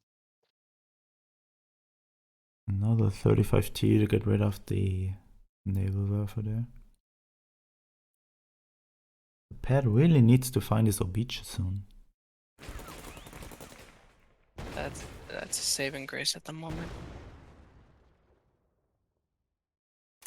Go for this, and I think also going for naval warfare. Bit of a tough one, cause Don't think so. yeah, Because it's he getting gets eaten rid, by the Sherman. and this 2-1 is not really that big of a threat. It's not really doing anything. You know, I'm not too worried about it, but we see him going for it regardless. The instant trade from Dodos. Yeah, no. Not a second You of see that thinking. trade? That's a trade you definitely. If your opponent's giving it to you, and you don't see like any countermeasure, any sort of like way that it can go against you, it's just a really good trade. No need to ponder on it too much. Here's the Jug Yeah, Bomber. bomber. Could take the front line here, but these units are a little weak. They're not gonna last very long in the front line.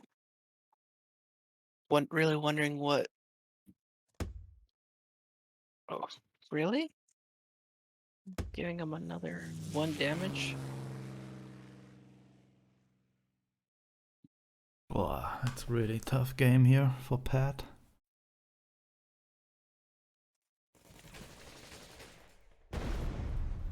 He's not gonna move this up. It's just gonna get traded by these chocolate boys, which is what Dodos wants. That'd be such a money trade.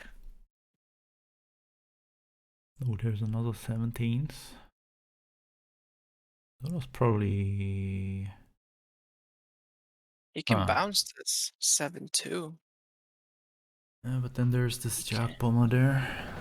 I think he's better waiting for a spot where he gets more value out of the 5-5. Giving him the draw here, nice. Ooh, Flampanzer. And so many targets for the naval warfare. Yeah, definitely take that one out.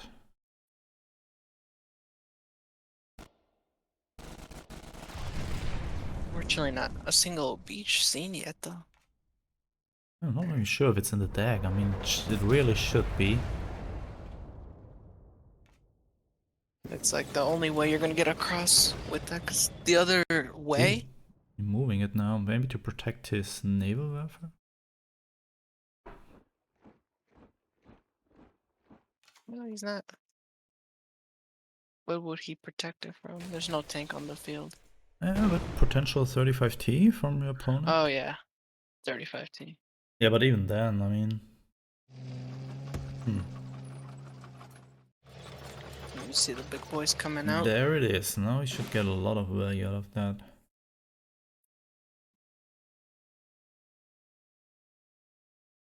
You go Heinkel first or Panzer 3H? I need to go. Ooh, that envelope. I feel like you're to the point where you kind of have to abandon the Alpine idea because it's way a little late in the game. Yeah, not another Alpine unit in the hand. I think he has to choose the cards with the most value now. You can wait. Try to wait on the envelope. Try to get both units.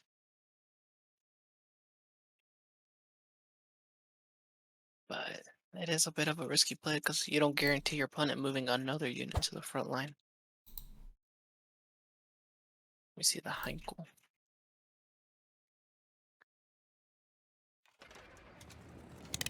Still a very powerful unit, even with the 1 HP nerf. And he's just going wide here.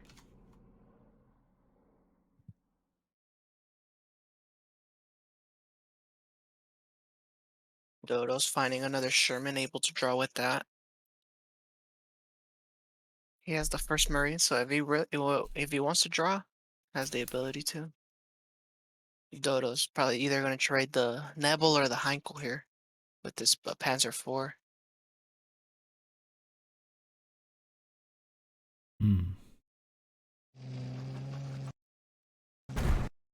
It's the Heinkel.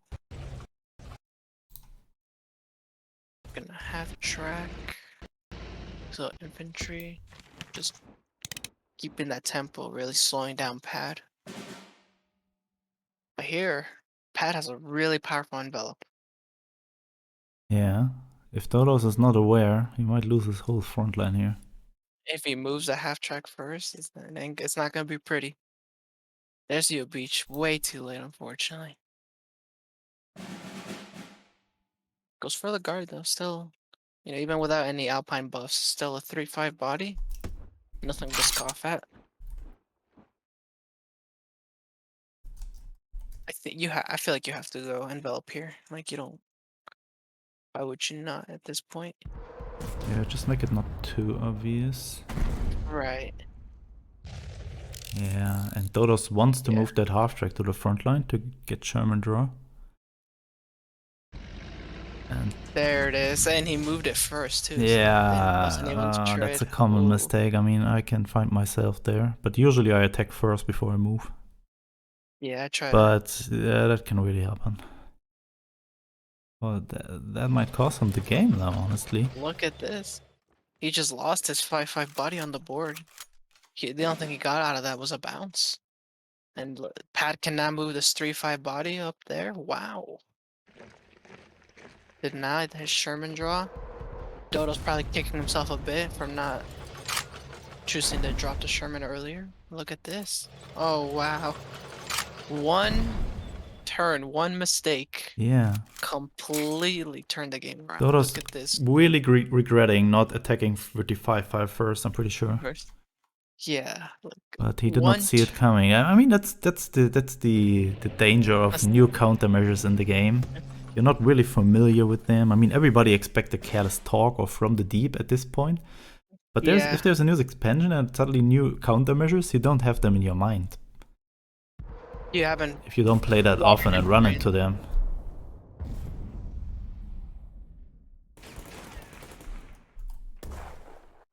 But yeah, look at this, the complete swing of things. 2 turns ago, Dodo had the front line. And now, wow, that envelope turned it around. Really. Alpine, really strong in pure war, looks like. And Dodos did not really get the value out of the flampanzers that he wanted. No, I definitely wanted to squeeze a bit more juice out of him, but no. Look at this. 6.5, a 7.6. He's not even worried about this P40 that much. I think he's still going rid of it, or getting rid of it. Just try. Well, he's probably hoping for an O beach. I mean, just go face, man. At this point, Still what can Dodos do? He's not have to worry nothing. about He can't do Seaborn. anything. This game is so over. Karma to cherry on top. Because there's Oh, no there. Leopold in his stack with US main. That would have been the only comeback chance, but Era Cobra. Yeah, that's it. Pad not the clutching it up answer. here. Really nice comeback in this match. Looked very, very favorable for Dodos the whole time. But somehow, France fighting back and taking the lead here now in this series. Yeah, the 2-1. 2-1 Putting for Greece France. under. Greece getting put into a bit of pressure here. Ooh, 69 people coming in from the OCC here. Hello, hello Welcome. everyone. You missed a lot of action already, but there's still a lot of way to go. France just took the 1-2 lead here, 2-1 lead over Greece after Greece started with a win in the first match. And now in the next match, oopsie, we will have singleton format, right? Yes, good old singletons. And for Greece, we will have Kowalski again, who won match 1 against Patriarchal. And not sure who's playing for France. 2-1 for France.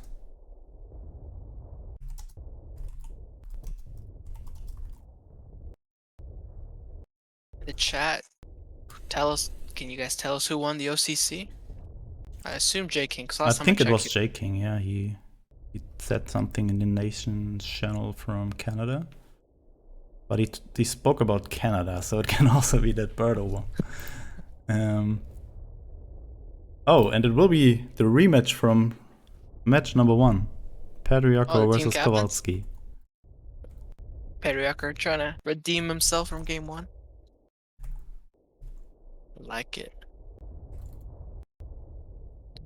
Except not the only difference, we got a whole different format, so we'll see how the players adapt. But it's already been proven that both of these players can play in any format and perform incredibly well.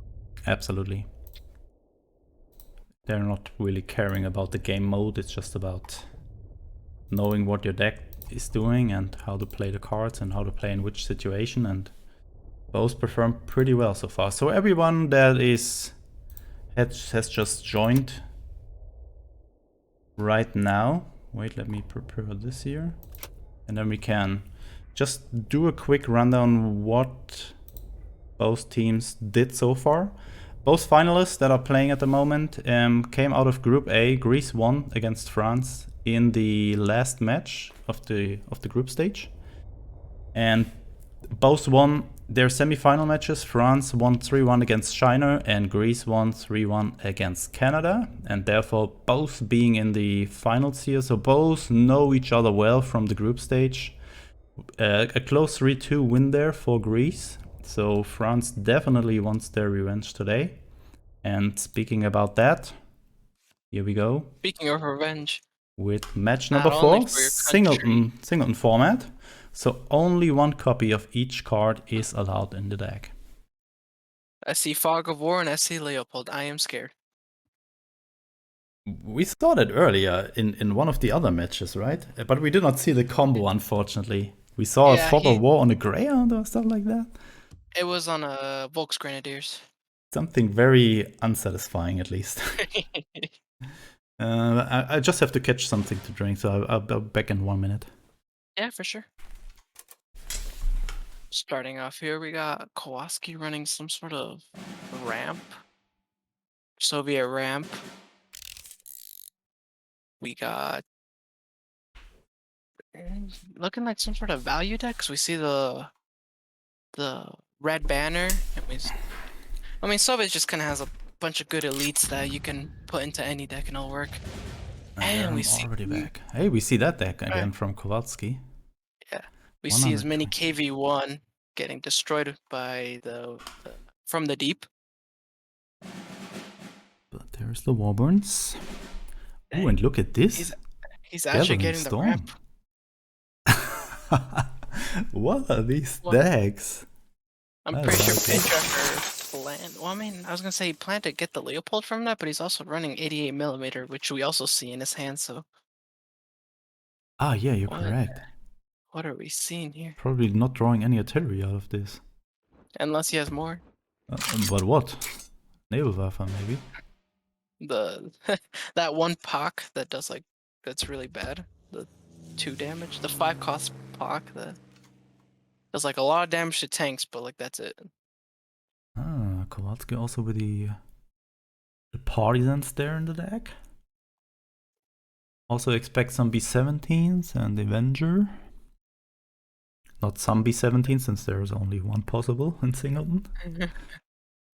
Well, you could have the. Oh wait, never mind. That's not elite. Deciding not to go for the engineer battalion there that is healing. We see the. Oh wait, can he actually steal it 88. already and kill the Yak Bomber? Oh, he can. This and then Red Banner.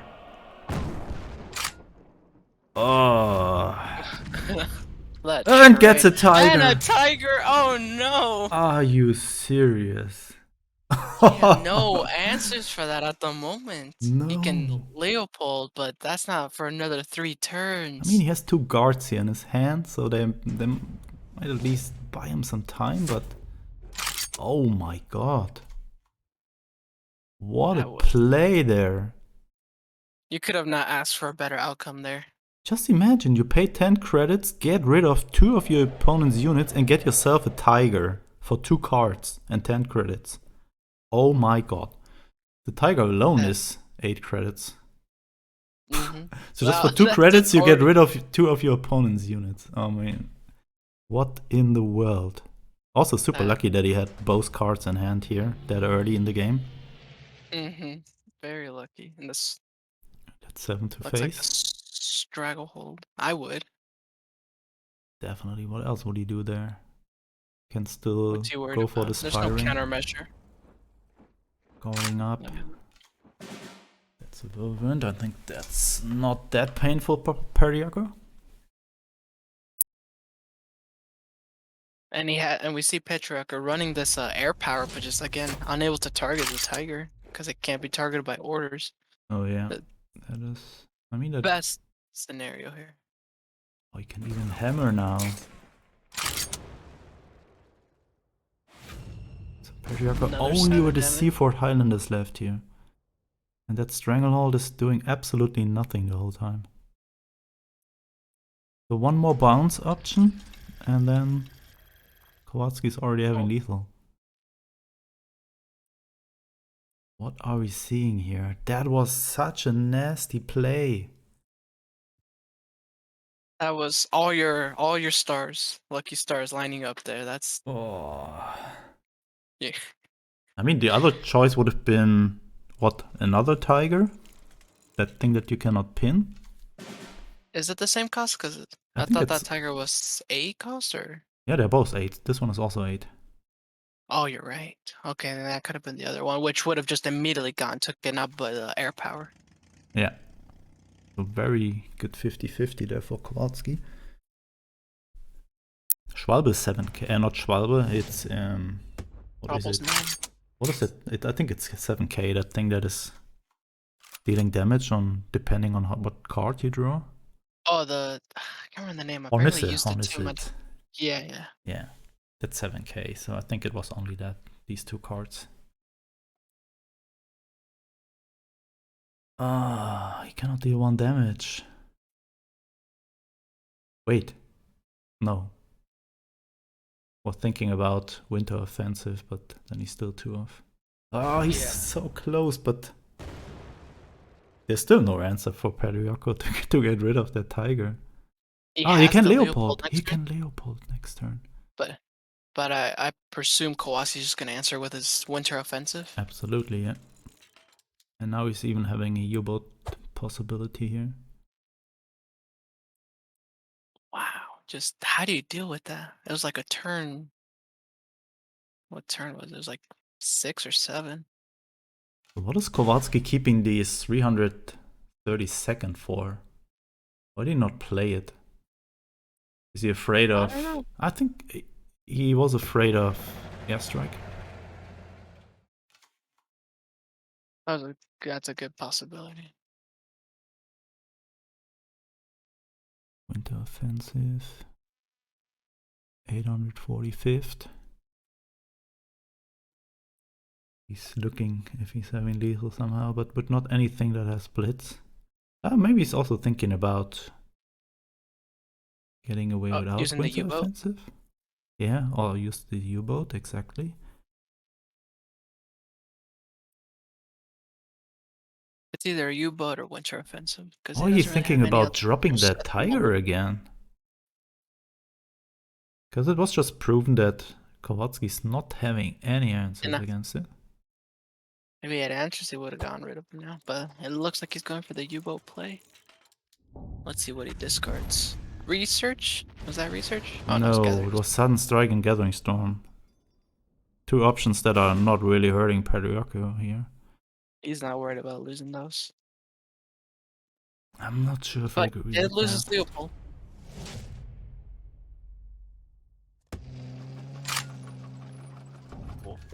Oh, and Tiger gone. Uh-oh.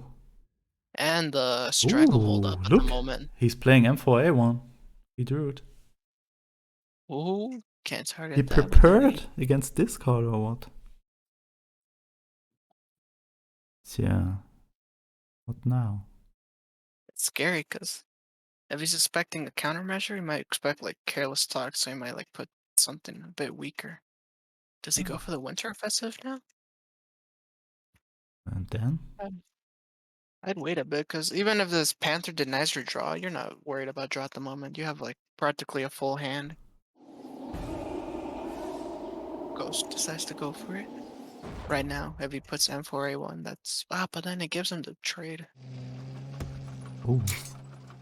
Goes for it regardless. Stranglehold. That was the most useless stranglehold we've ever seen.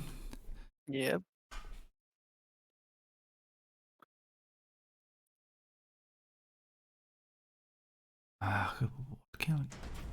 Kriegsmarine? Getting rid of his guard, wow. Going face here? I would do it, because otherwise, I mean, he doesn't know, but 83rd Naval Brigade is just going to try I think he has to... protect. Yeah, he has to kill that. No, Kowalski wins. Yeah. I mean, there was a possibility that there was no answer, but Sickle, any damage order was lethal there. I think he should have gone for that M4A1. I would have. Even with not, he did not have lethal next turn with a Comet, so that's another. He had with the air power, but that was a very risky play, which did get punished here. And Kowalski with another win over Perioko. Man, poor Perioko. He's trying really hard. Score here. Oh, what a close series. We might see game 7 actually. I can't believe it. Wow. All right. So now it's standard again? Now it is standard again. Wait, let's take a look. Yeah, standard again. Standard. And for Greece, there will be Zilder. No.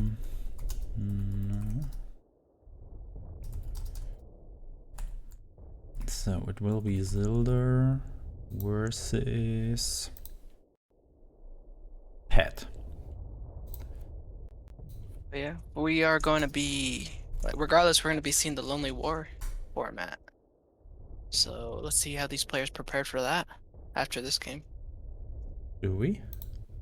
Yeah, because it needs to be Oh 4, yeah, right? They're yeah, 2-2, you're so right. Even if one team is winning 4-2, we might see that one. So I'm looking forward what the teams prepare for that format.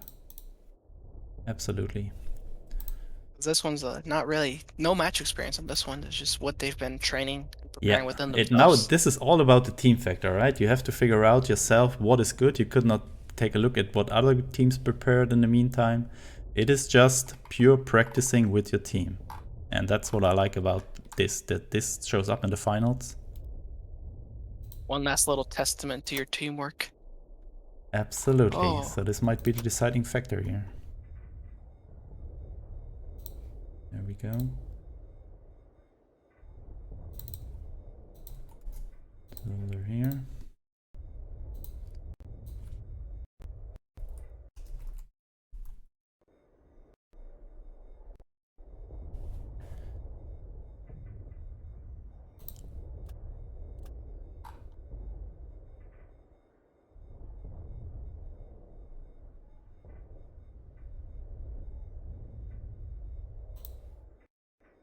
Man, I still can't believe that play there where he stole the flak and got a tiger.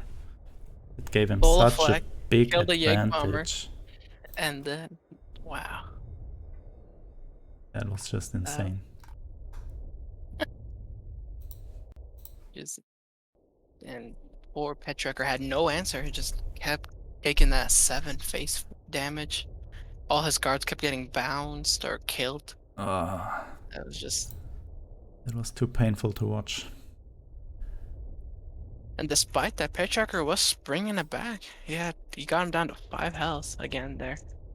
It would have been better, in my opinion, still to trade to the M4A1, but, you know, it happens.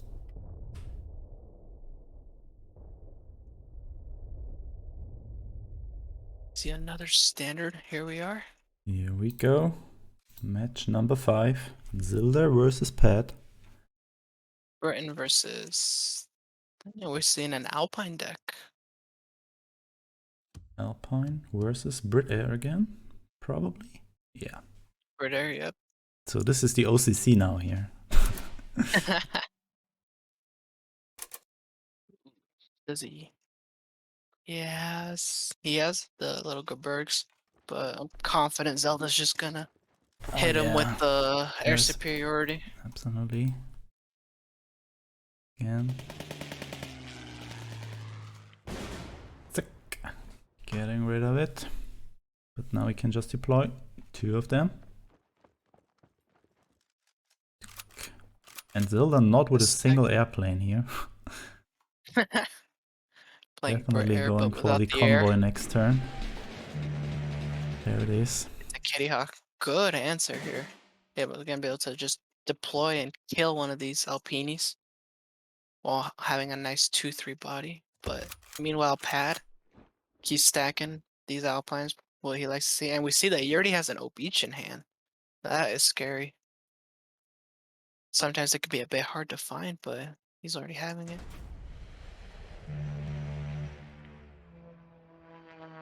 Oh, that's 6-5. I mean, there is an Empire Strikes. He can clear the whole board next turn. If Pat cannot manage to get at least rid of one of these, and looks like he can with the 35T and through the breach.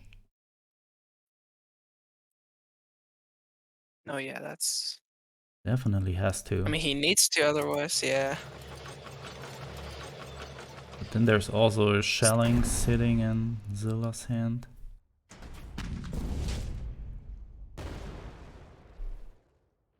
Yeah, we might see shelling next turn. Definitely, you need to slow down your opponent. It's getting a bit out of hand. Can also go Kitty Hawk, close air support, get rid of the 6-4. I think that's exactly what we're gonna see.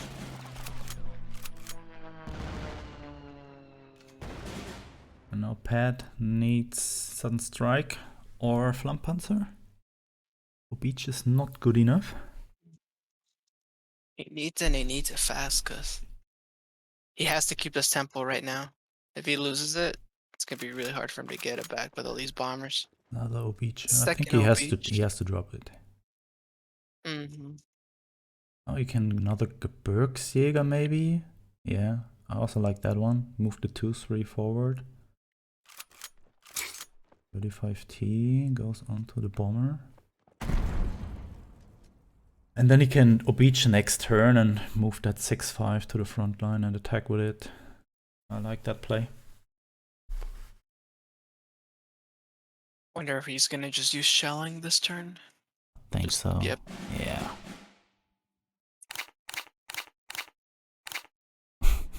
So many pings. It's so satisfying. Oh, that can Like be a wiping out a board of huge tokens. guard. That's what, +4/+4? Wow. 7-9. He doesn't even mind that the rest of the board is pinged.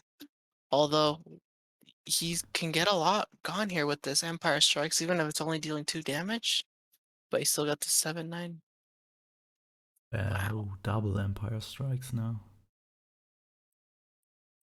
I mean, that 7-9 is not a threat at the moment. It has 2 operation costs, and even if your opponent is having an oblige, it cannot attack your support yeah, line. right. That's a big The downside shelling. of this card. I mean, it's a very strong card, but the 2 operation costs sometimes really, really painful. And meanwhile, I could just whittle away at it with this bomber. Kills that 4-1. I expect. Also. Oh, moving up the Kitty Hawk. Oh, what is he afraid of? 35T? Or, yeah, oblige is not good enough. Since you need 7 credits to move. Oh, interesting decision. Rapini, oblige. Maybe next turn he's gonna go for an Enigma, trying to lower his hand as much as possible. Yeah, that's why he's playing all of his stuff that is possible now.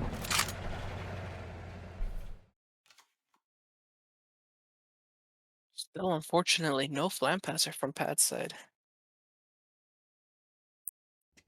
It made a huge difference. We see the second Empire Strikes, yep. And there's the board clear. And now this Enigma's practically doing nothing. You can drop 1 naval buffer maybe to have 1 additional draw. On that swordfish, I think, to have a chance to kill it with 35T. That's just so rough. Only gonna draw 2 cards from Enigma at the moment. Yeah, but I think you cannot wait here. It might be even less later turns. Does he play now, or does he wait? Oh, he found the 35T, so I think he's regretting not going for the swordfish there. Why would you set this to 1? Maybe in case you find another naval rifle? Ooh, but so many answers now for Zilder. No, this Hurricane, if you don't have an answer, he can guard, but it's not gonna last very long. It's not looking good here.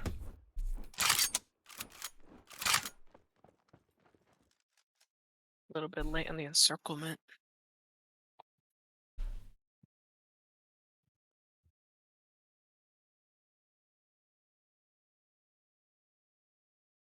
All Zelda has to do, which he can get rid of it with, attacking with the bomber and then using air superiority on his guard. Who even found the Sender Regiment now? Is that even lethal?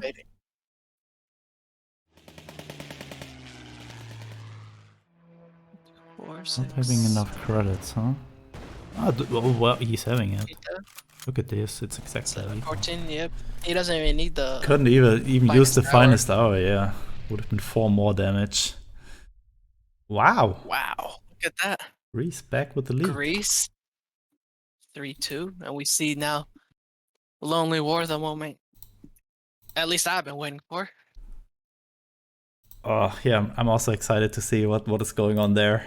So Zilder also killing it here today. Bringing Grease back to the lead. And now we have the new format, Lonely War, so only cards from your main nation are allowed.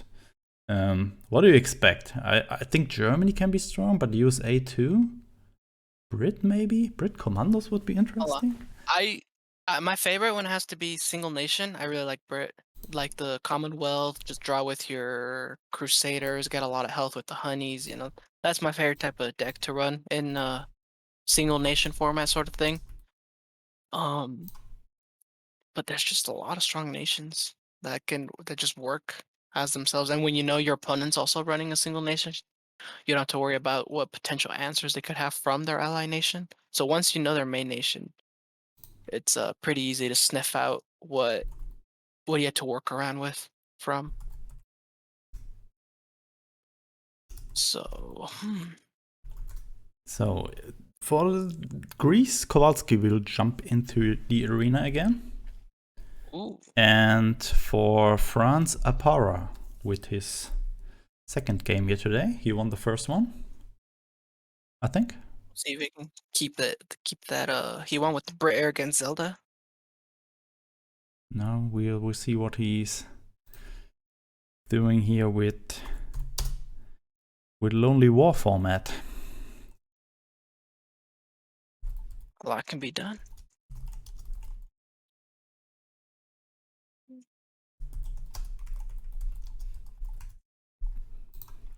So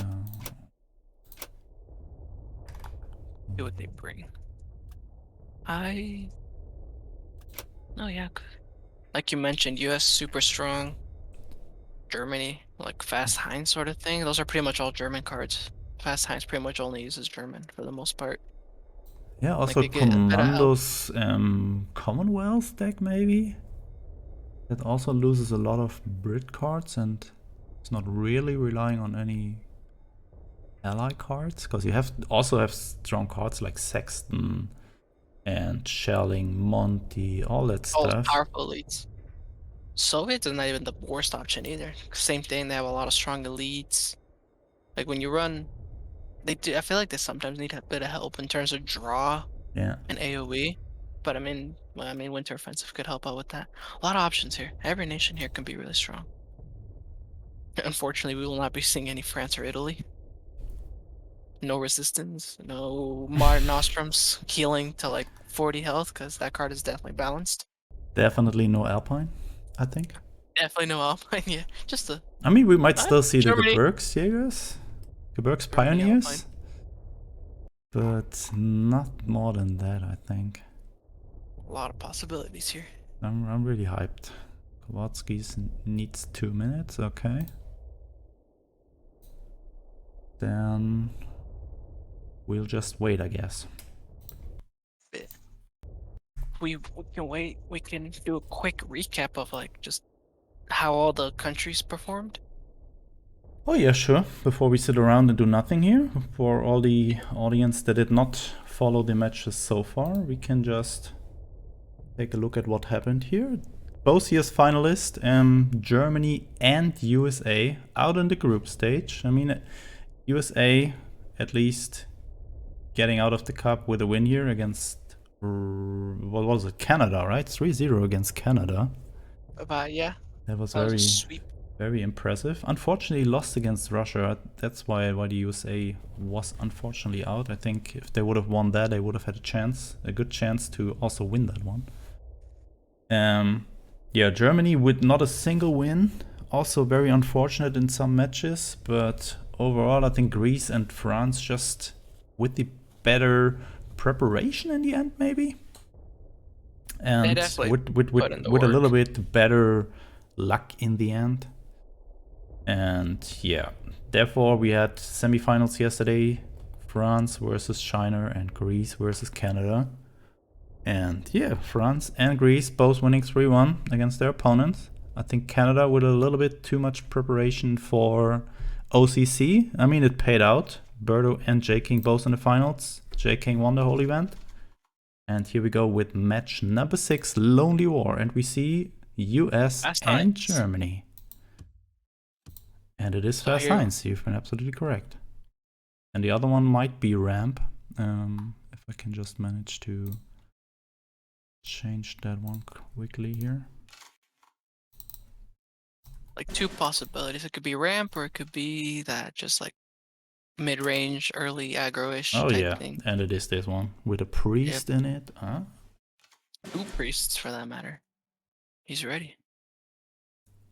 Get A this para with Stoop. the Greif here. Stuk and Greif. Well, Kowalski would be a good hint for him to go to the front line, and that's what he's doing here. Not giving a And at para the the chance to drop the befehlswagen, but you could still get it. Greif, great, go front line. moment, Kowalski does not have any answer for the Greif. Yeah. Kowalski's deck heavily relying on having the front line. Both of these decks are going to need the front line. Well, Apara probably needs it a bit less, but they still, you know, they want that front line just to get that face damage in. Well, that was Also good decision here to keep the Greif. Wasn't really needed at that point, and maybe he can use it for a very explosive turn later in the game. we see the Blitzkrieg here. Probably going to go for the Panzer IV though. Well, the Panzer II is not the worst option either. Oh yeah, and he goes for that Yeah, one especially instead. with the Greif in the hand. That And one turn 0 operation. This Panzer, what is this? Panzer 3E? Oh yeah, giving a +2 attack.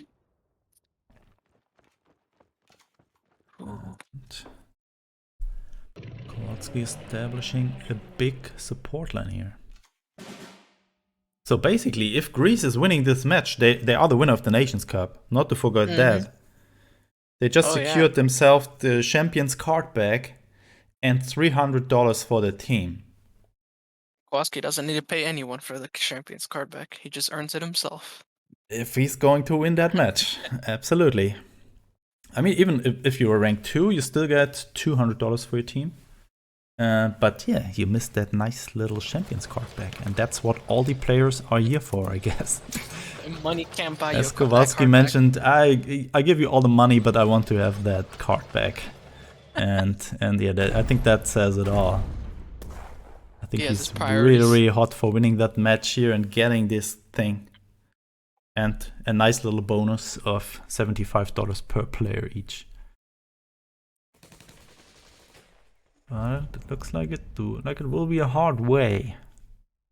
All these half tracks will not do anything with only tanks in a para stack.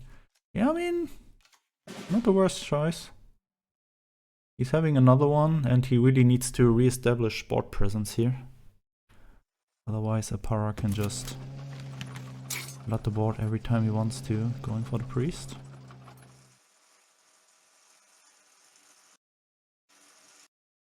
I always forget that the Panzer IIIe itself also has blitz, because I know it buffs the blitz units, but it always throws me off when that just comes out and then rushes the front line. Yeah, I think it's really underrated. It can be very strong in some situations, especially when you have situations like this where you have a lot of Panzer A's and this one, and they all have 3 attacks suddenly.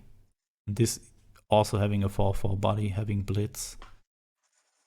And has smokescreen if you choose to go defensive with it. You could just keep it in your support line. Very underrated unit, I agree. So what can Kowalski do here? Not much.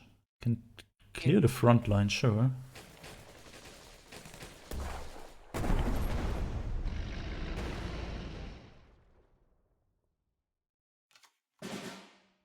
Oh, and great top deck. No wonder if he's just gonna move out the Greif and put down this 22nd Infantry, get some draw going. Or he can also play Enigma. He's not the worst Enigma in the world right now.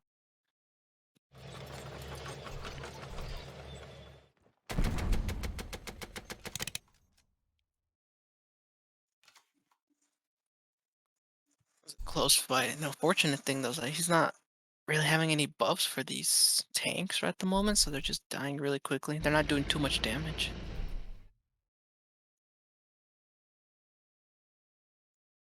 We see a Sherman. Again, not the worst play when you have 2 other Shermans in your hand at the moment. Get that nice 4/4 body, but we see here Aparo can just retreat it if he so chooses to. can also, let's see. Could have traded this on Flampounds. Oh, he still can, right? The Greif giving 1 less operation cost. Yeah, that's so important for power here. He can do that and protect his Greif for another turn.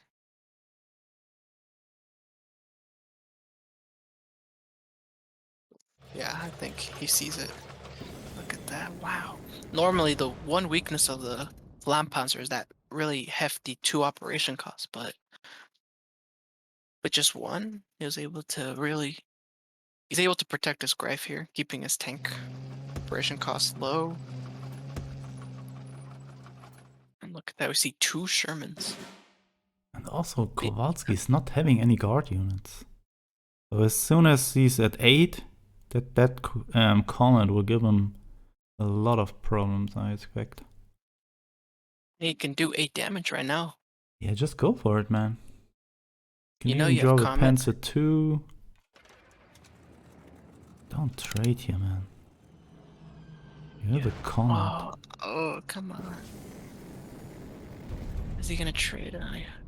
At this, yeah, because at this point you have Now the he has credits to. where you have the credits where you don't. The Greif buff is not that important.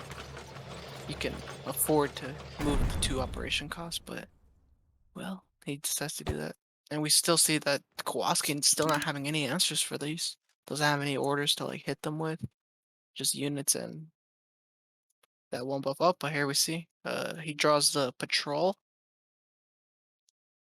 Well, he's got he can hit a lot of things here.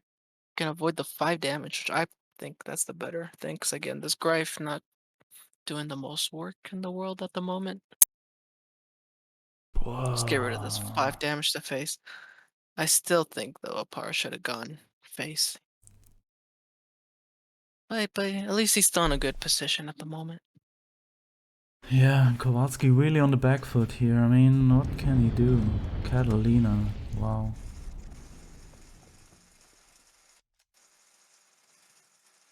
Might get... Oh my god, there's the Leopold. Just drop it, man. Right on cue.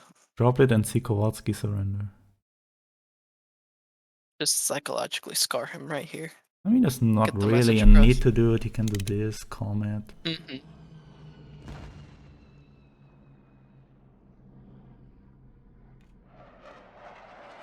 Because Kowalski on his hand, he's not having a Leopold, so not that many comeback chances here. He can have a Seaborn invasion, maybe? Like, that's about it.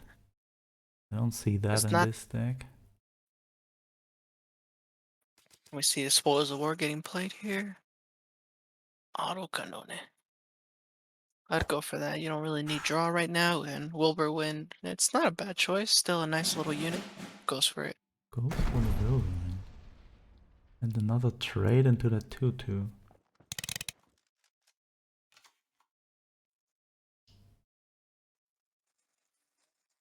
We're gonna see what we can do it here. Getting rid of the draw engine, and that Greif is still sitting there. I cannot believe it. This is surviving for ages. He's just, yeah, No, we ripping the see band-aid. it. Here's the Leopold. Choosing not to attack with Heinkel, very smart. That way he doesn't overdraw.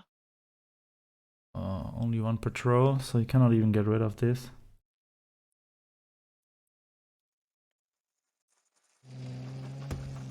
So actually, I think we might see a game 7 here. I cannot believe it. The last game, again, both sides not giving an inch. Both sides want this card back. Absolutely. What a card back does to people. I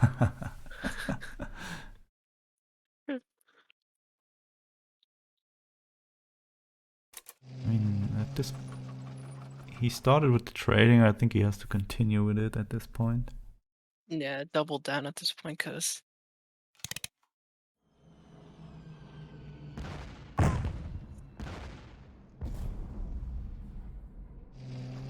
think it's all up to Zilda then in game 7 to secure the win for Greece here. And oh wow, that no pressure. No pressure. I think for France it might be Patriarchal again. Oh, Fast Heinz finally gets it.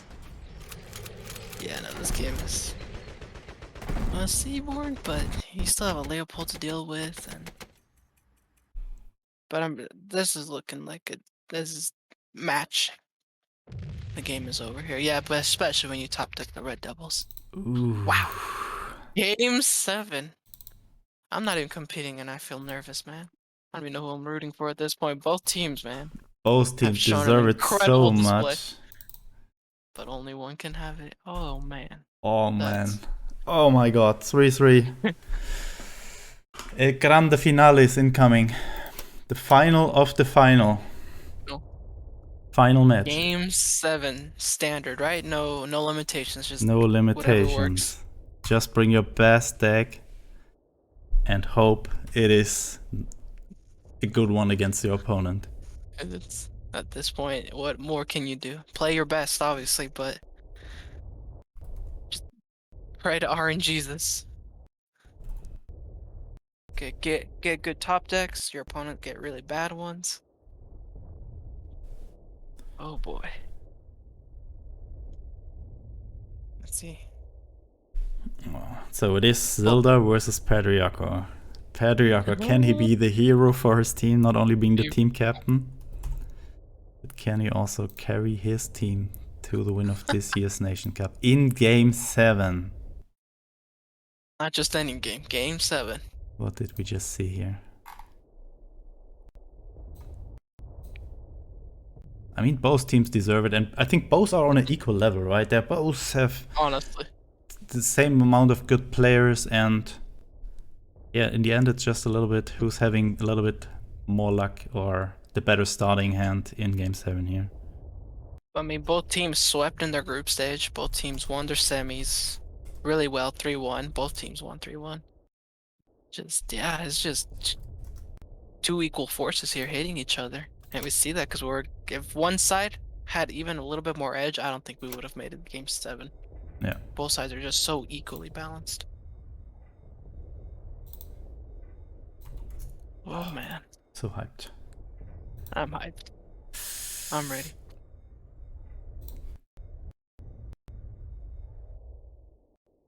And there we go, guys. We're in. There we go. Ooh. Oh, wait. See, I saw Britain. And Soviets. Oh. I mean, it's OTK. Don't tell me Zelda's running the hope of his people here. And we see commandos from Patriarchal. That would not be good against the OTK deck. It won't.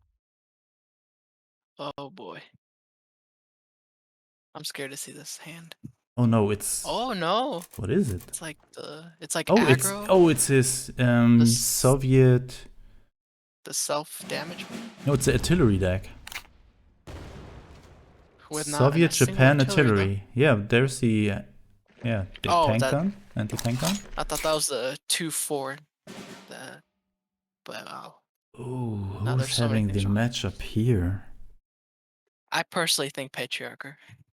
The commandos, you can't target them. Deciding not to go for the commandos because there's potential bloody sickle in Zelda's hand. We know that he's not having it.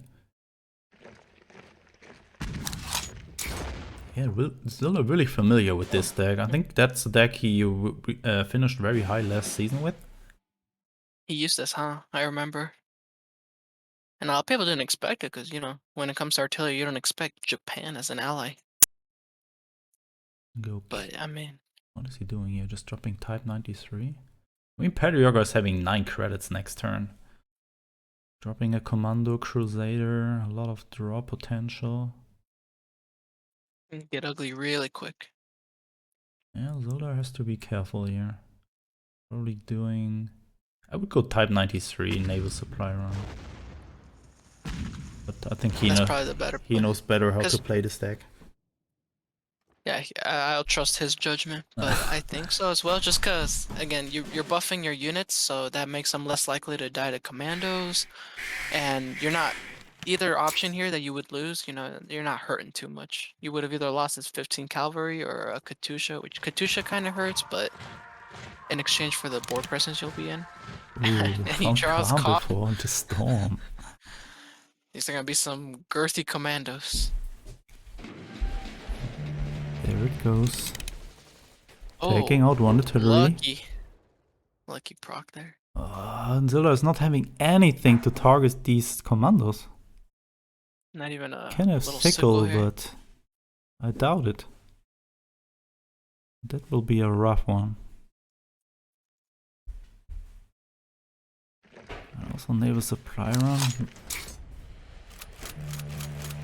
Go get some a little bit out of that commando range. But Patriarchal with the honey. Oh, and the draw, the Crusader, Naval and the power. More rice banks. Looking a little rough here. Zelda needs to end it very quickly before he can get all of these. Oh, and the desert rats even. I mean, yeah, I think that's it. Oh no, that's so sad. No. Going for the pin. Yeah, pin at least one. And Zelda also discarding a card next turn. The Katusha, which... Ura. Keeping it. 10 damage. Whoa. Yeah. But no, this healing healing is just gonna... that's game. Wow. A little unfortunate, because this, again, seems like such a counter pick for Zelda's deck. Look at this. And even playing the calm before the storm. Look at that. 5-2 commando. Back to 14 health. So Zelda really needs a 5-4 plan now. That is not helping a lot. He needs like 2 Katushas because he already discarded. Oh, no! And he surrenders. Oh, that's it. And we have a new champion. And it is France. Fighting back after being behind 1-0. But they have never been really out of the match, and in the end, they just managed to win here. I think they did not lead a single time in the whole series. I don't think so. But now, I mean, they are the new champions. Congrats! France. Really well fought from both teams, and they have been 100% in the correct spot here in the finals, and very close series with, I think, a very good pick from France in the final match. No chance there for Zelda with his artillery deck. No possibility to target these commandos, and therefore just killing it. And no chance for Zelda there. Congrats, France. Also congrats, Greece. So we will have four new players with a Champions card back now. Very nice. Congrats. Very nice. No, very well deserved. Both teams played amazingly. I mean, they're here for a reason. And no, super happy. Congratulations to France. Good stuff. Yeah, and also congrats to China for finishing rank 3 today. And also Canada for making it out of the group stage into the semifinals.